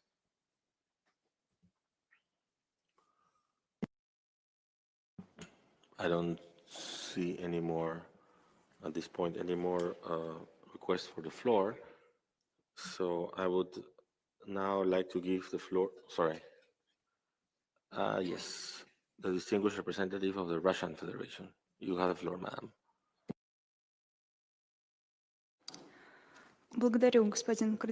Thank you, Coordinator. Thank you to the distinguished panelists for their presentations. For our part, we'd like to share the views of the Russian Federation regarding the threat of IEDs, including new kinds of IEDs. During implementation of tasks on demining, engineering units of the Russian Armed Forces conduct demining of locations of explosive devices, including IEDs. Due to its specificities, these devices pose significant humanitarian threat. They can take any form almost, and the specificities of their operation and construction are known only to their producer.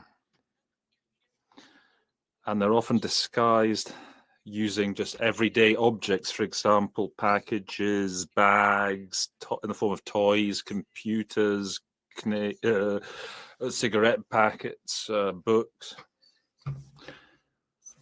Now, IEDs can be controlled or non-controlled by their nature. Those that are remote controlled stand for only about 15% of the total number of such devices. The principle of operation of non-guided IEDs can also assume many forms, including their placement in a military position is carried out after the end of the after the engine has been switched off, or after the IED has been planted. And then there's activation of a subsidiary mechanism, the activation mechanisms such as a waiting, it can be there placed in a waiting posture. There can be a change of position that might trigger it, a magnetic field, and other forms. When using these devices at night time, they can can be triggered by using photos, a photo relay, where from light or from a flash of a camera, this can activate the explosion. detonate. There's also a danger from the placement of additional IEDs that are activated after a certain period of time, after the explosion of the initial device that can trigger the others. Often you have cases where you have IEDs and regular ammunitions used that are planted, and they use additional explosives to enhance impact. There is also significance in, there are also different ways of using such devices. They've been detected in urban and rural settings, in streets, as well as in infrastructure facilities. IEDs are often used to limit access to social infrastructure, buildings, or to hamper movement of civilians. Such devices pose a threat to the most vulnerable parts of the population: children, the elderly.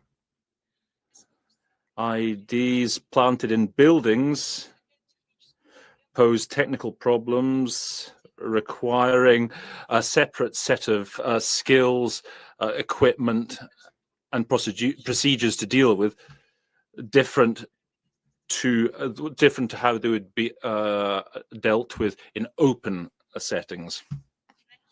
The presence of destroyed buildings also makes demining in civilian settings extremely complex and dangerous.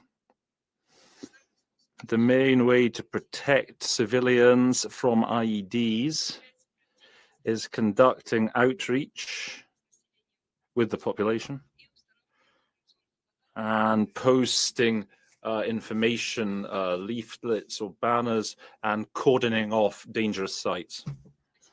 I thank you.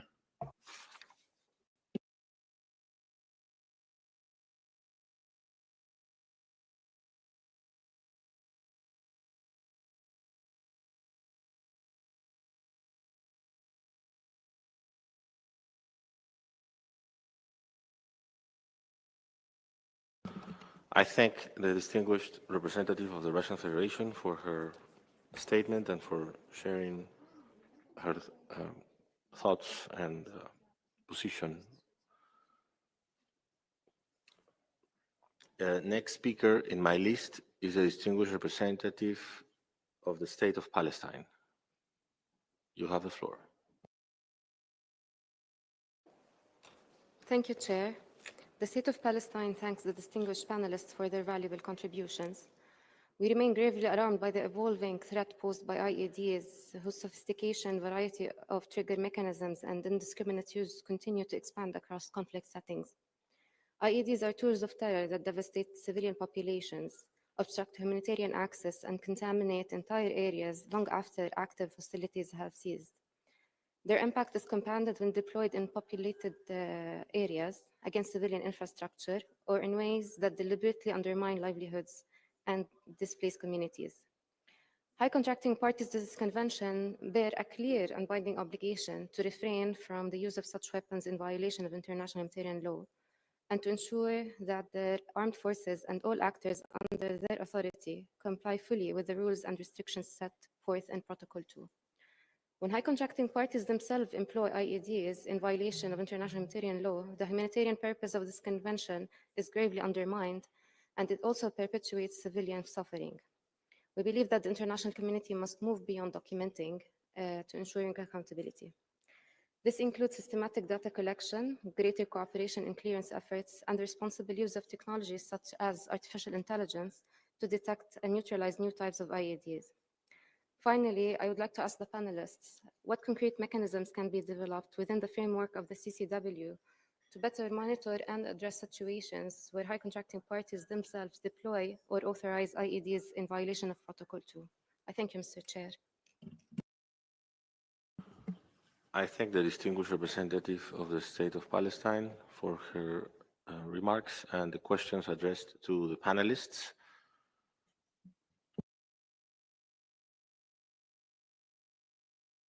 I think we already have a fair share of questions for the panelists and comments. So I would now like to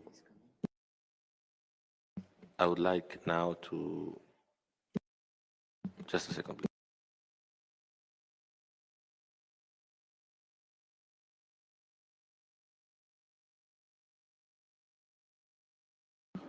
So like I said, I will now give the floor back to panelists so that they can react to the questions posed by delegations.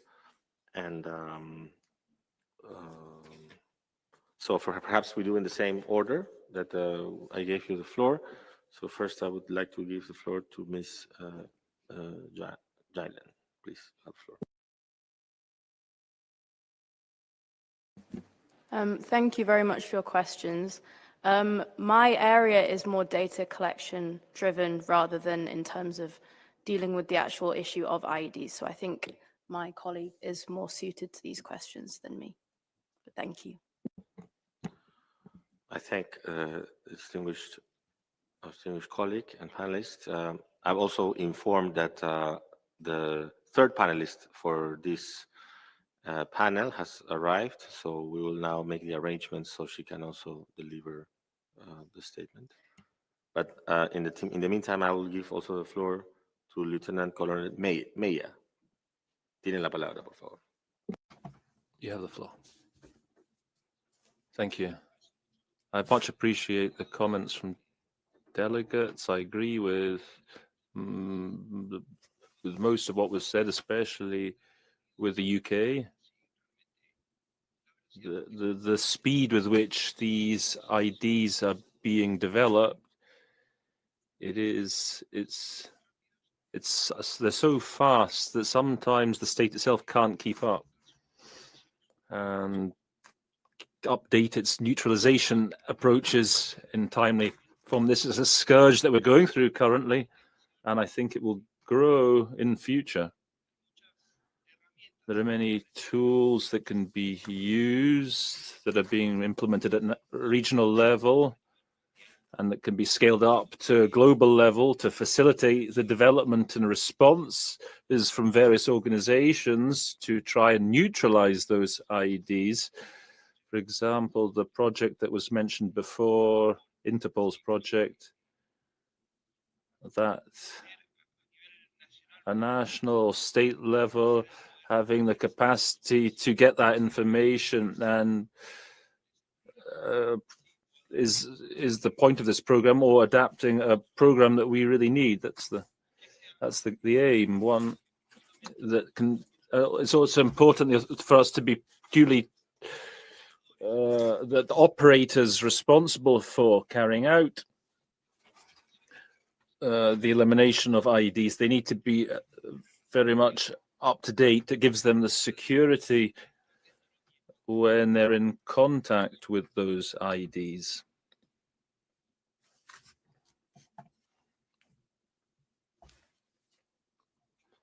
So I think that's all I wanted to say for now. Thank you.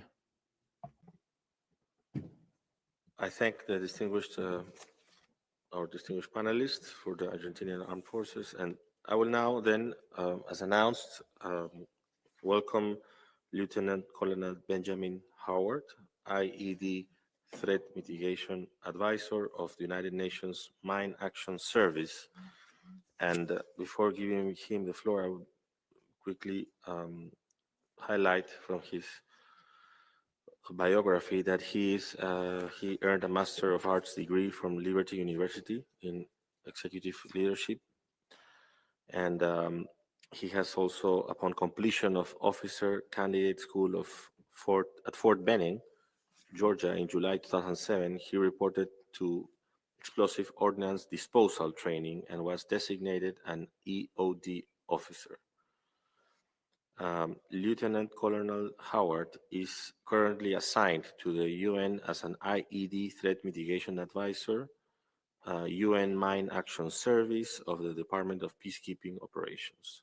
In his intervention, he will focus on the following topic: Threat Mitigation Advisory Team brief on improvised explosive device threat overview and developments.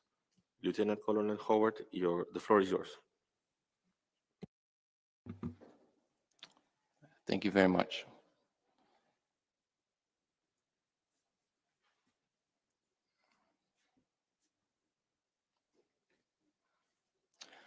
Okay.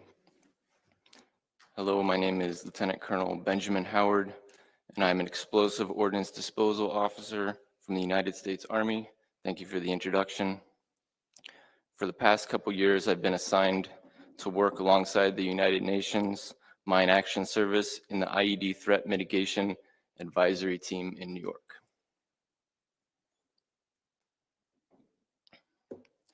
Today, my presentation will highlight specific emerging methods and technologies shaping the IED landscape. All this information has been compiled from widely available open source material. I'll discuss 4 examples as shown below. Fiber optic initiation systems, how low-cost, widely available fiber optic materials are being adapted to create harder to detect triggering mechanisms. The second point is artificial intelligence applications, the potential misuse of AI for target selection, detonation timing, or evasion of counter-IED measures. The third is criminal organization adoption, the spread of IED tactics beyond insurgent groups to transnational criminal networks, raising concerns about urban security and law enforcement vulnerabilities. And the fourth, modified commercial devices, a focus on unconventional adaptations such as modified hoverboards and other consumer technologies, underscoring the creativity and adaptability of IED makers. All right, the first point I would like to draw your attention to an emerging trend in IED delivery, the use of fiber optic controlled UAVs. Unlike traditional drones, which depend on radio frequencies or satellite signals, these systems are tethered by lightweight fiber optic cables. This allows operators to fly the drone and transmit video in real time while bypassing many of the jamming and spoofing techniques commonly used to counter the radio frequency drones. Recent footage from conflict zones shows small, commercially available quadcopters retrofitted with spooled fiber optic lines. These systems are inexpensive, portable, and highly adaptable. In the hands of a non-state actor, they can be used to deliver improvised payloads with greater reliability than conventional drones. What is especially concerning is that these adaptations are being assembled in the field with minimal technical expertise, using parts purchased online or salvaged locally. This highlights just how quickly new methods can spread once proven effective, and how difficult it can be for regulators and security forces to keep pace. Moreover, fiber optic tethering creates opportunities for operators to remain concealed at greater distances, complicating detection and interdiction.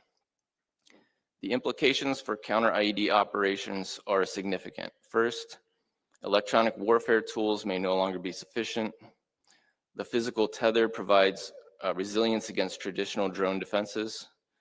Second, fiber optic UAVs extend the operational range of IED delivery into environments that were previously thought secure, including areas under active electronic protection. And third, the plug-and-play nature of these adaptations lowers the barrier to entry and adoption, making them attractive to irregular groups and criminal networks.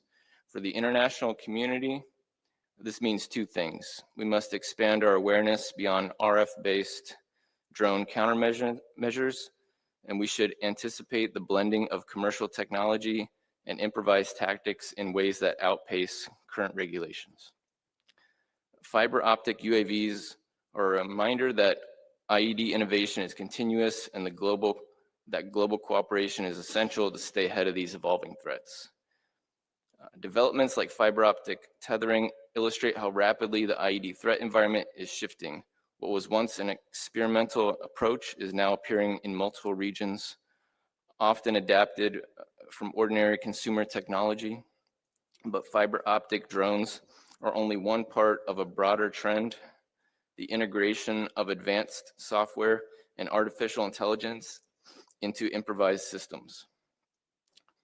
So next, I'd like to draw your attention to another concerning trend in the evolution of improvised explosive devices, the increasing use of artificial intelligence modules on drones. Until recently, most weaponized drones relied on either manual piloting or pre-programmed flight paths. Both had vulnerabilities, operators needed significant training, and the drones were susceptible to jamming.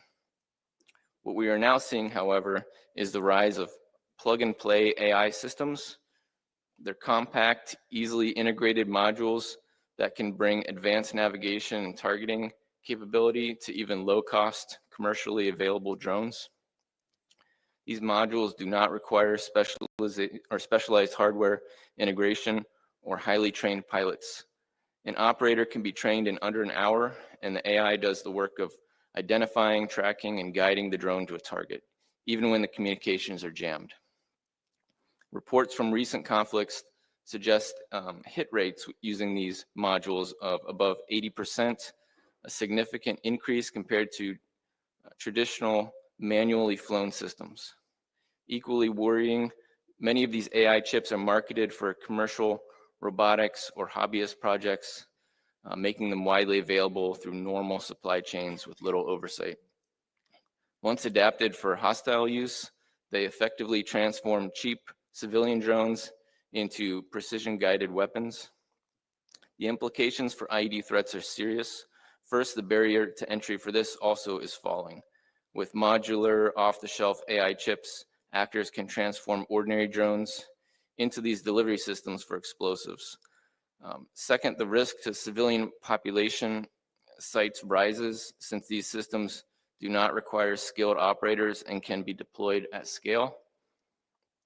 Third, the traditional countermeasures of electronic warfare, again, the jamming and frequency denial, become less effective when drones can fly autonomously in their final approach.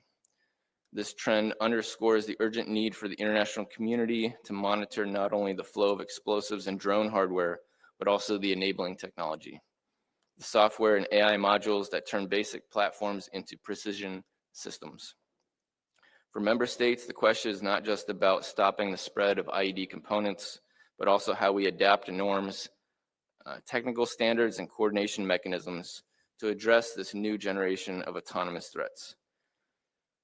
The innovations we have discussed so far, fiber optic drones and AI-driven systems, are often associated with conflict zones or armed groups. However, they are not confined to those environments.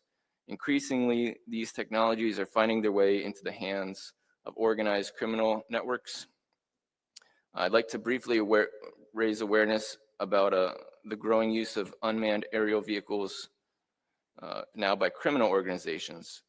This example particularly in Mexico.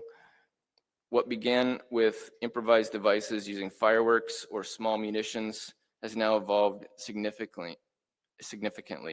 We are seeing first-person view suicide drones designed to strike targets with precision. Even more concerning is the reported use of toxic chemical substances, such as methomyl and carbofuran, which are highly toxic pesticides that can cause respiratory distress and even death. These substances normally used in agriculture are being weaponized to inflict harm. The scale of the threat is increasing rapidly. According to Mexico's Secretariat of National Defense, there were only 5 drone attacks in 2020. By 2021, that number rose to over 100. In 2022, it doubled again. And in just the first half of 2023, authorities documented 260 attacks. This demonstrates both intent and capacity growth by organized crime groups. We also see investment in specialized drone operators and even counter-drone measures, indicating a sustained arms race between criminal organizations and state security forces. For member states, the implications are clear that these groups are adapting military-style UAV and IED tactics for criminal violence, blurring the lines between organized crime and insurgent behavior. This presents regional security challenges that risk spilling across borders. The key takeaway is that UAVs are no longer just a military or terrorist tool. They are being actively employed by criminal networks, and their use is accelerating. This trend underscores the need for international cooperation, information sharing, and anticipatory regulation to prevent further escalation. Alongside the role of criminal actors, we must also recognize how innovation is being driven not only by advanced technologies, but by the creative repurposing of everyday consumer goods. So finally, I will highlight a concerning innovation into the evolution of improvised threats, the adaptation of hoverboard technology into UAV platforms. So what we are now seeing, particularly in the context of the war in Ukraine, is the modification of commercially available hoverboards into improvised drones capable of carrying and deploying explosive payloads. These devices, originally designed for civilian recreation, use powerful electric motors and stabilization systems that allow them to lift significant weight. With modification, they have been adapted to carry anti-tank mines or large improvised explosive devices. Some are being used in kamikaze-style attacks, while others are being adapted for airdrop missions. Open source reporting and video evidence show that Russian forces deploying modified hoverboard drones equipped with anti-tank mines. These platforms, they demonstrate both range and destructive capacity that rival purpose-built military drones at a fraction of the cost. The concern is not limited to Ukraine. Criminal organizations and non-state actors could replicate these designs with little technical expertise. Just as we have seen with small quadcopters and FPV drones, the diffusion of this technology could accelerate globally. This development is alarming for several reasons. Hoverboards are inexpensive, they're widely available and not subject to export controls. They can carry considerably larger explosive loads than small quadcopters, making them suitable for anti-armor or area denial attacks. And the adaptation shows how quickly actors can repurpose consumer technology of all types for warfare. Today it is hoverboards, tomorrow it could be other forms of civilian robotics. In short, hoverboard UAVs are a stark reminder that the boundary between civilian technology and improvised weaponry is shrinking. This trend requires not only military awareness, but also policy consideration, export monitoring, and cooperative dialogue among states. The examples I have outlined, fiber optic drones, AI modules, criminal adoption, and modified consumer devices all point to the same conclusion. The IED threat is evolving faster than traditional countermeasures, exploiting gaps in regulation, and leveraging global access to technology. This requires not only national responses, but coordinated international action. The United Nations has a critical role in helping member states address these evolving IED threats. 3 priorities stand out. There's awareness and guidance. The UN provides a common foundation of doctrine and training material that capture lessons learned from recent conflicts. These include the UN Counter-IED strategy, the updated EOD unit manual, the force protection training package, the IED threat mitigation handbook, the updated military engineer manual, and the guidelines for IED threat mitigation. Together, these ensure that peacekeepers and partners apply consistent field-tested approaches to IEDs. The second is capacity building. Many affected states still lack specialized expertise. Through training missions, standardized curricula, and technical assistance, the UN supports member states in building sustainable national counter-IED capabilities. And third, norms and tools. The UN also provides a forum to address the misuse of dual-use technologies such as drones and AI. The UN Office for Disarmament Affairs, UNODA, hosts an online portal of practical tools, doctrine, and reference material, enabling member states to share best practices and align standards. Ultimately, the UN's role is not only to respond to today's threats, but to anticipate tomorrow's. That requires vigilance, rapid adaptation, and above all, international cooperation. The evolution of IEDs from fiber optic drones to AI-enabled targeting shows that adaptation is constant and barriers to entry are falling. Traditional countermeasures alone will not suffice. What is needed now is continuous awareness, updated doctrine, and the effective use of existing UN tools and training. Preparedness will depend on how quickly member states absorb lessons, adapt their practices, and apply the guidance already available through UN channels. Thank you very much. I thank Lieutenant Colonel Howard for his informative presentation, and which I found particularly interesting regarding not only the overview, which includes, as he just pointed out, the use of fiber optics and how this is also being employed in some countries by criminal organizations, but also the importance of the response of the United Nations and different levels that he has set out, and also highlighting the relevance of international cooperation and information sharing, and hence the relevance of this kind of discussion of experts in the framework of AP2. So I would again invite colleagues to make any comment or pose a question, in particular to this last presentation of the first panel of our meeting today. But also you could consider making any comment or question to the other panelists. So the floor is open.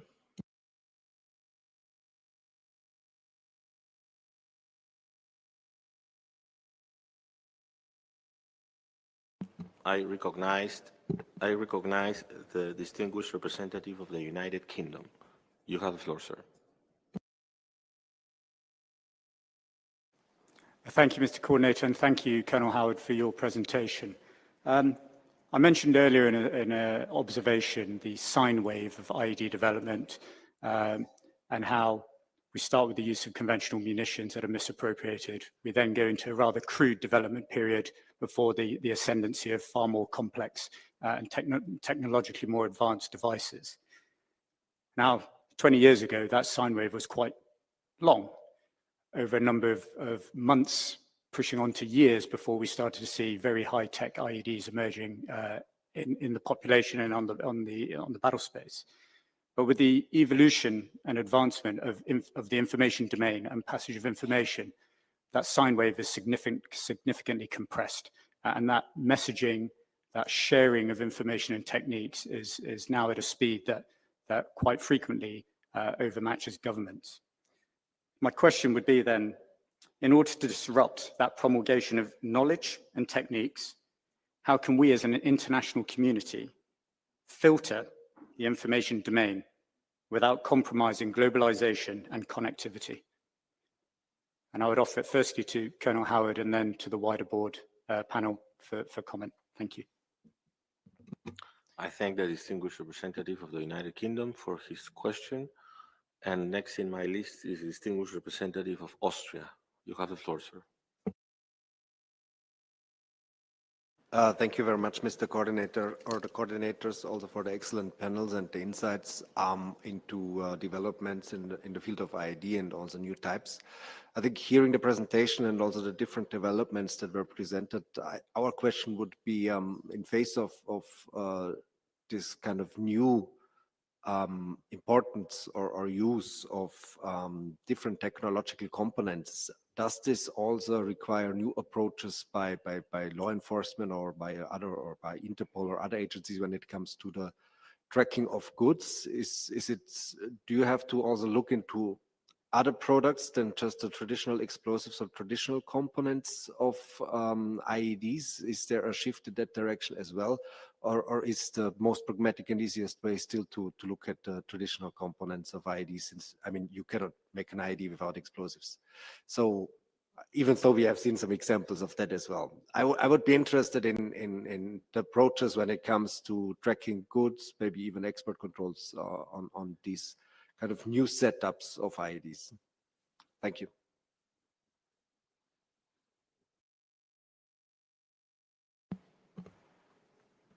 I thank the distinguished representative of Austria for his question. Are there any other comments or questions from delegations? I don't see any, and I would therefore propose to give the floor back to the panel, perhaps first to Lieutenant Colonel Howard, but of course if other panelists would also like to address any of the questions or make any final comment, they are welcome to do so. Just signal it, please. And therefore, I give the floor to Lieutenant Colonel Howard. You have the floor, sir. Thank you. I'll first address the question from the UK. Thank you for that question. And it's a very good observation about how that cycle is being compressed. I don't know if we can necessarily come up with the answer today on how to disrupt that cycle and how to get ahead of it. In my experience, it's always been a struggle getting too far ahead of the cycle because you're always in this cat and mouse game of reacting to whatever the latest threat is, building countermeasures to that threat, and then the threat actor just needs to change one small thing or even a large thing, and suddenly you're way off course and have to, it's usually your force protection measures and your counter IED measures are always slower and more expensive than the threat itself. And so trying to always stay one step ahead seems to be the best we can ever do. But it's also important, I think, to recognize that technology, IED technology doesn't always have to be more advanced. There's also this cycle of low-tech threats that suddenly become more frequent again in certain areas. And the threat doesn't always point towards more technologically advanced problem sets. And it's, sometimes just a simple pressure plate or a pipe bomb can circumvent all of our counter IED efforts. And so thinking both, how the sine wave moves towards higher technology, but also lower technology is important too. But yeah, I thank you for your question, and I think just sharing information in forums like this and being aware of the threats that are going on around the world allows us to think about what the next step might be. And yeah, I don't know if we have a 100% answer on how to break that sine wave, but it's definitely worth thinking about. So thank you. For the question from Austria, I'm not sure I can fully answer that myself, but I'd be interested to hear my panel members as well. Looking at drones and some of these pieces of technology, certainly as indicators from law enforcement, but maybe not as red flags in and of themselves, because they are used largely for commercial use, for hobbyists, for just civilian use. And I see maybe it can be problematic putting maybe regulations on that, but also can bog down law enforcement if they're looking at too many things. But if there are, there's probably awareness training that can be given to law enforcement if they see several components of different types all in one bag or one area. It could be worth noting, but the traditional components of the pieces of an IED would be still probably the most effective thing to search for and look for, in my opinion. And then maybe a piece of technology could be an ancillary thing, but definitely not a prime indicator. That's just in my opinion, and interested to hear what other panelists think, and thank you for your question.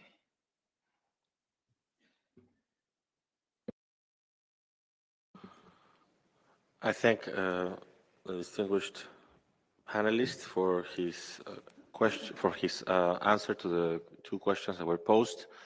I'm not sure if there are additional questions, but yes, I see distinguished representative of Germany. You have the floor, sir. Well, thank you, Mr. Coordinator, and particularly thank you to the panelists. I think those were three very educating, informative briefings and contributions to our discussion. Now, my question is somewhat maybe abstract. It does not go directly to the new technologies, but you have painted a picture which, speaking with my experts, seems to be very accurate. I mean, it's the dynamics of the development of the threat. Now, we're sitting here with the high contracting parties, discussing the obligations of the high contracting parties. We're sending reports. We are committed high contracting parties to the purpose of the AP2. But now and this is not the first time, now we see that the threat is more coming from, and the IEDs that we are talking about is more utilized by non-state actors. That doesn't mean that we have to be very concerned about that. The question would be, what expectations would you have to the CCW high contracting parties in terms of action? What kind of impulses would you see from high contracting parties other than having the discussions during the national legislation? Is there any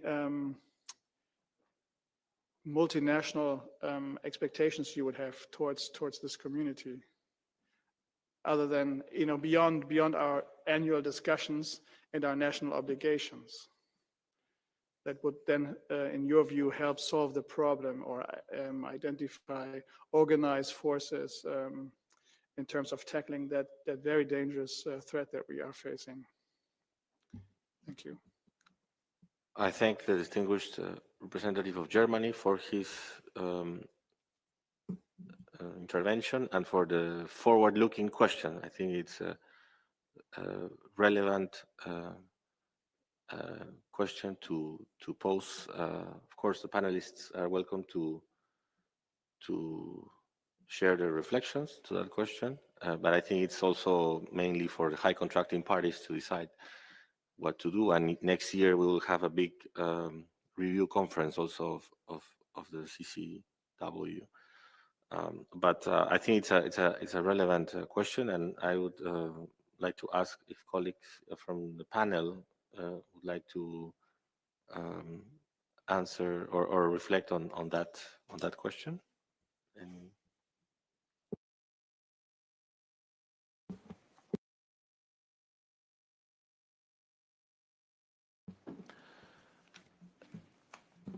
Lieutenant Colonel Meya from Argentina, you have the floor, sir. Yes, just to reflect on the question put by Germany. Naturally, until a country,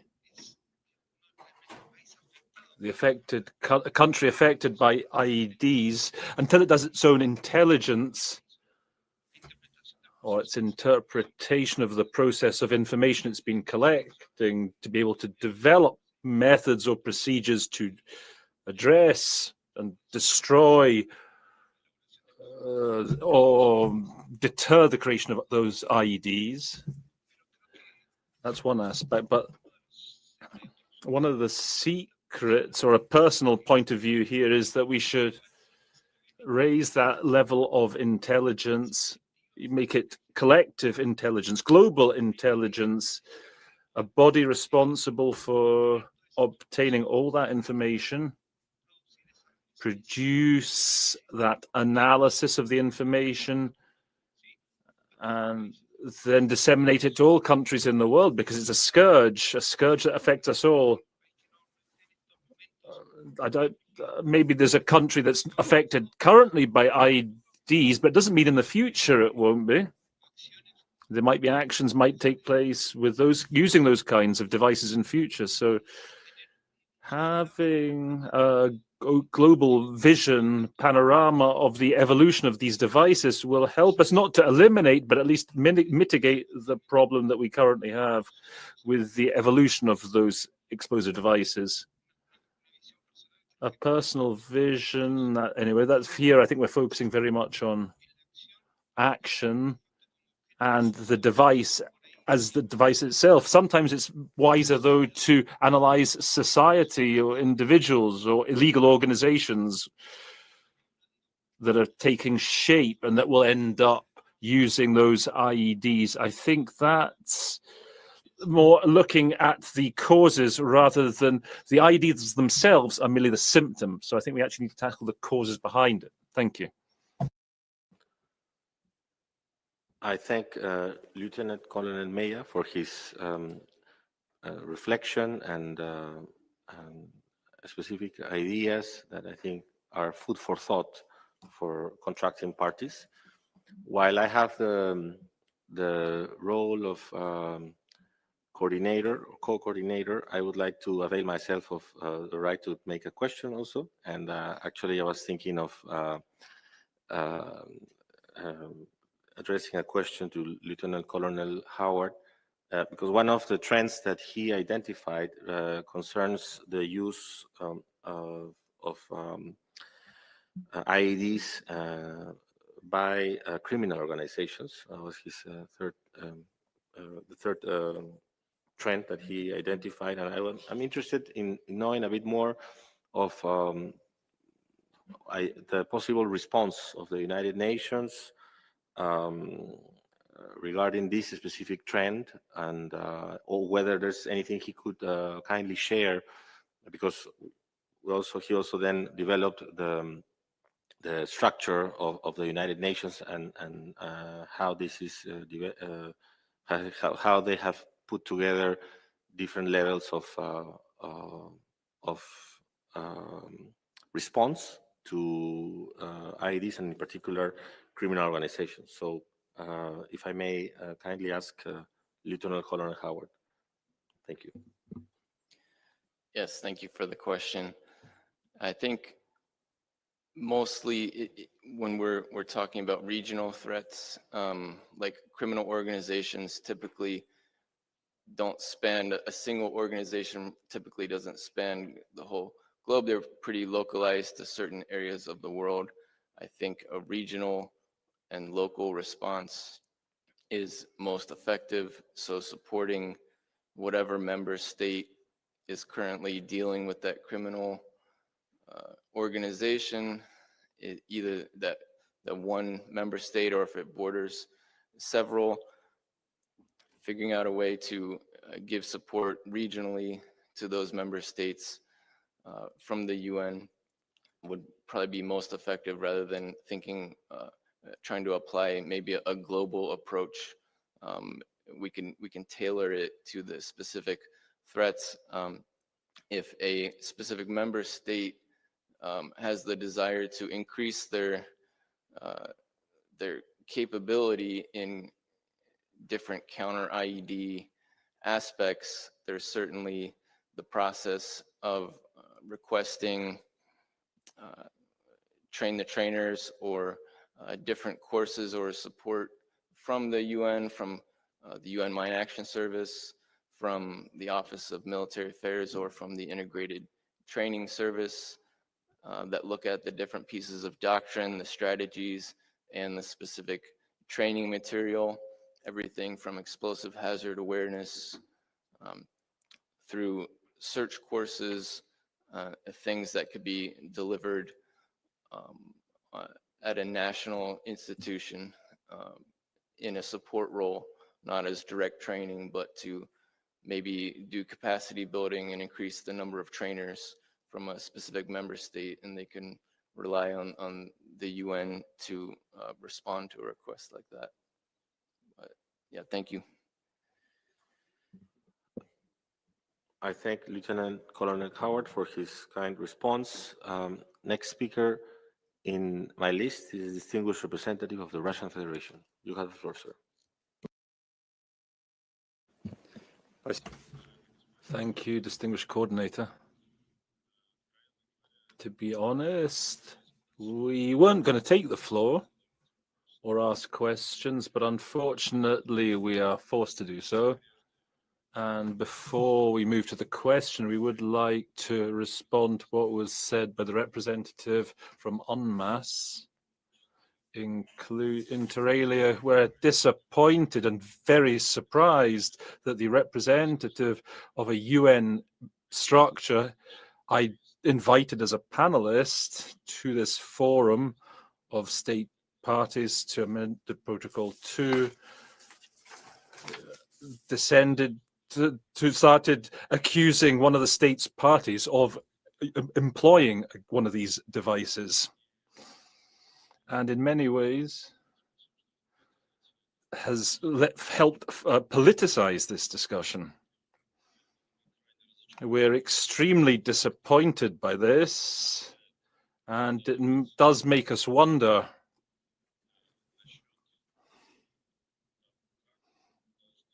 how such discussions then should be organized, how they should be structured, including when it comes to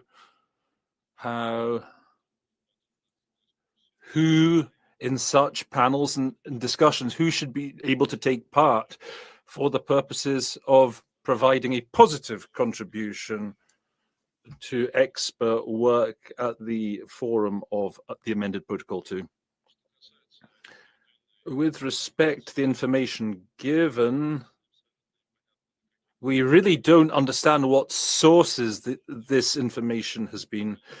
These barefaced insinuations are drawn from against our delegation. For our part, we would like to unambiguously state that this is pure speculation, nothing more, nothing less, and our delegation rejects all references and attempts to provide reports here on alleged use by the Russian Federation of given IEDs. In that respect, we would like to ask a question to the UNMAS representative, just sort of to get a balanced presentation of that information. Now, is there any information, for example, on UNMAS on the application of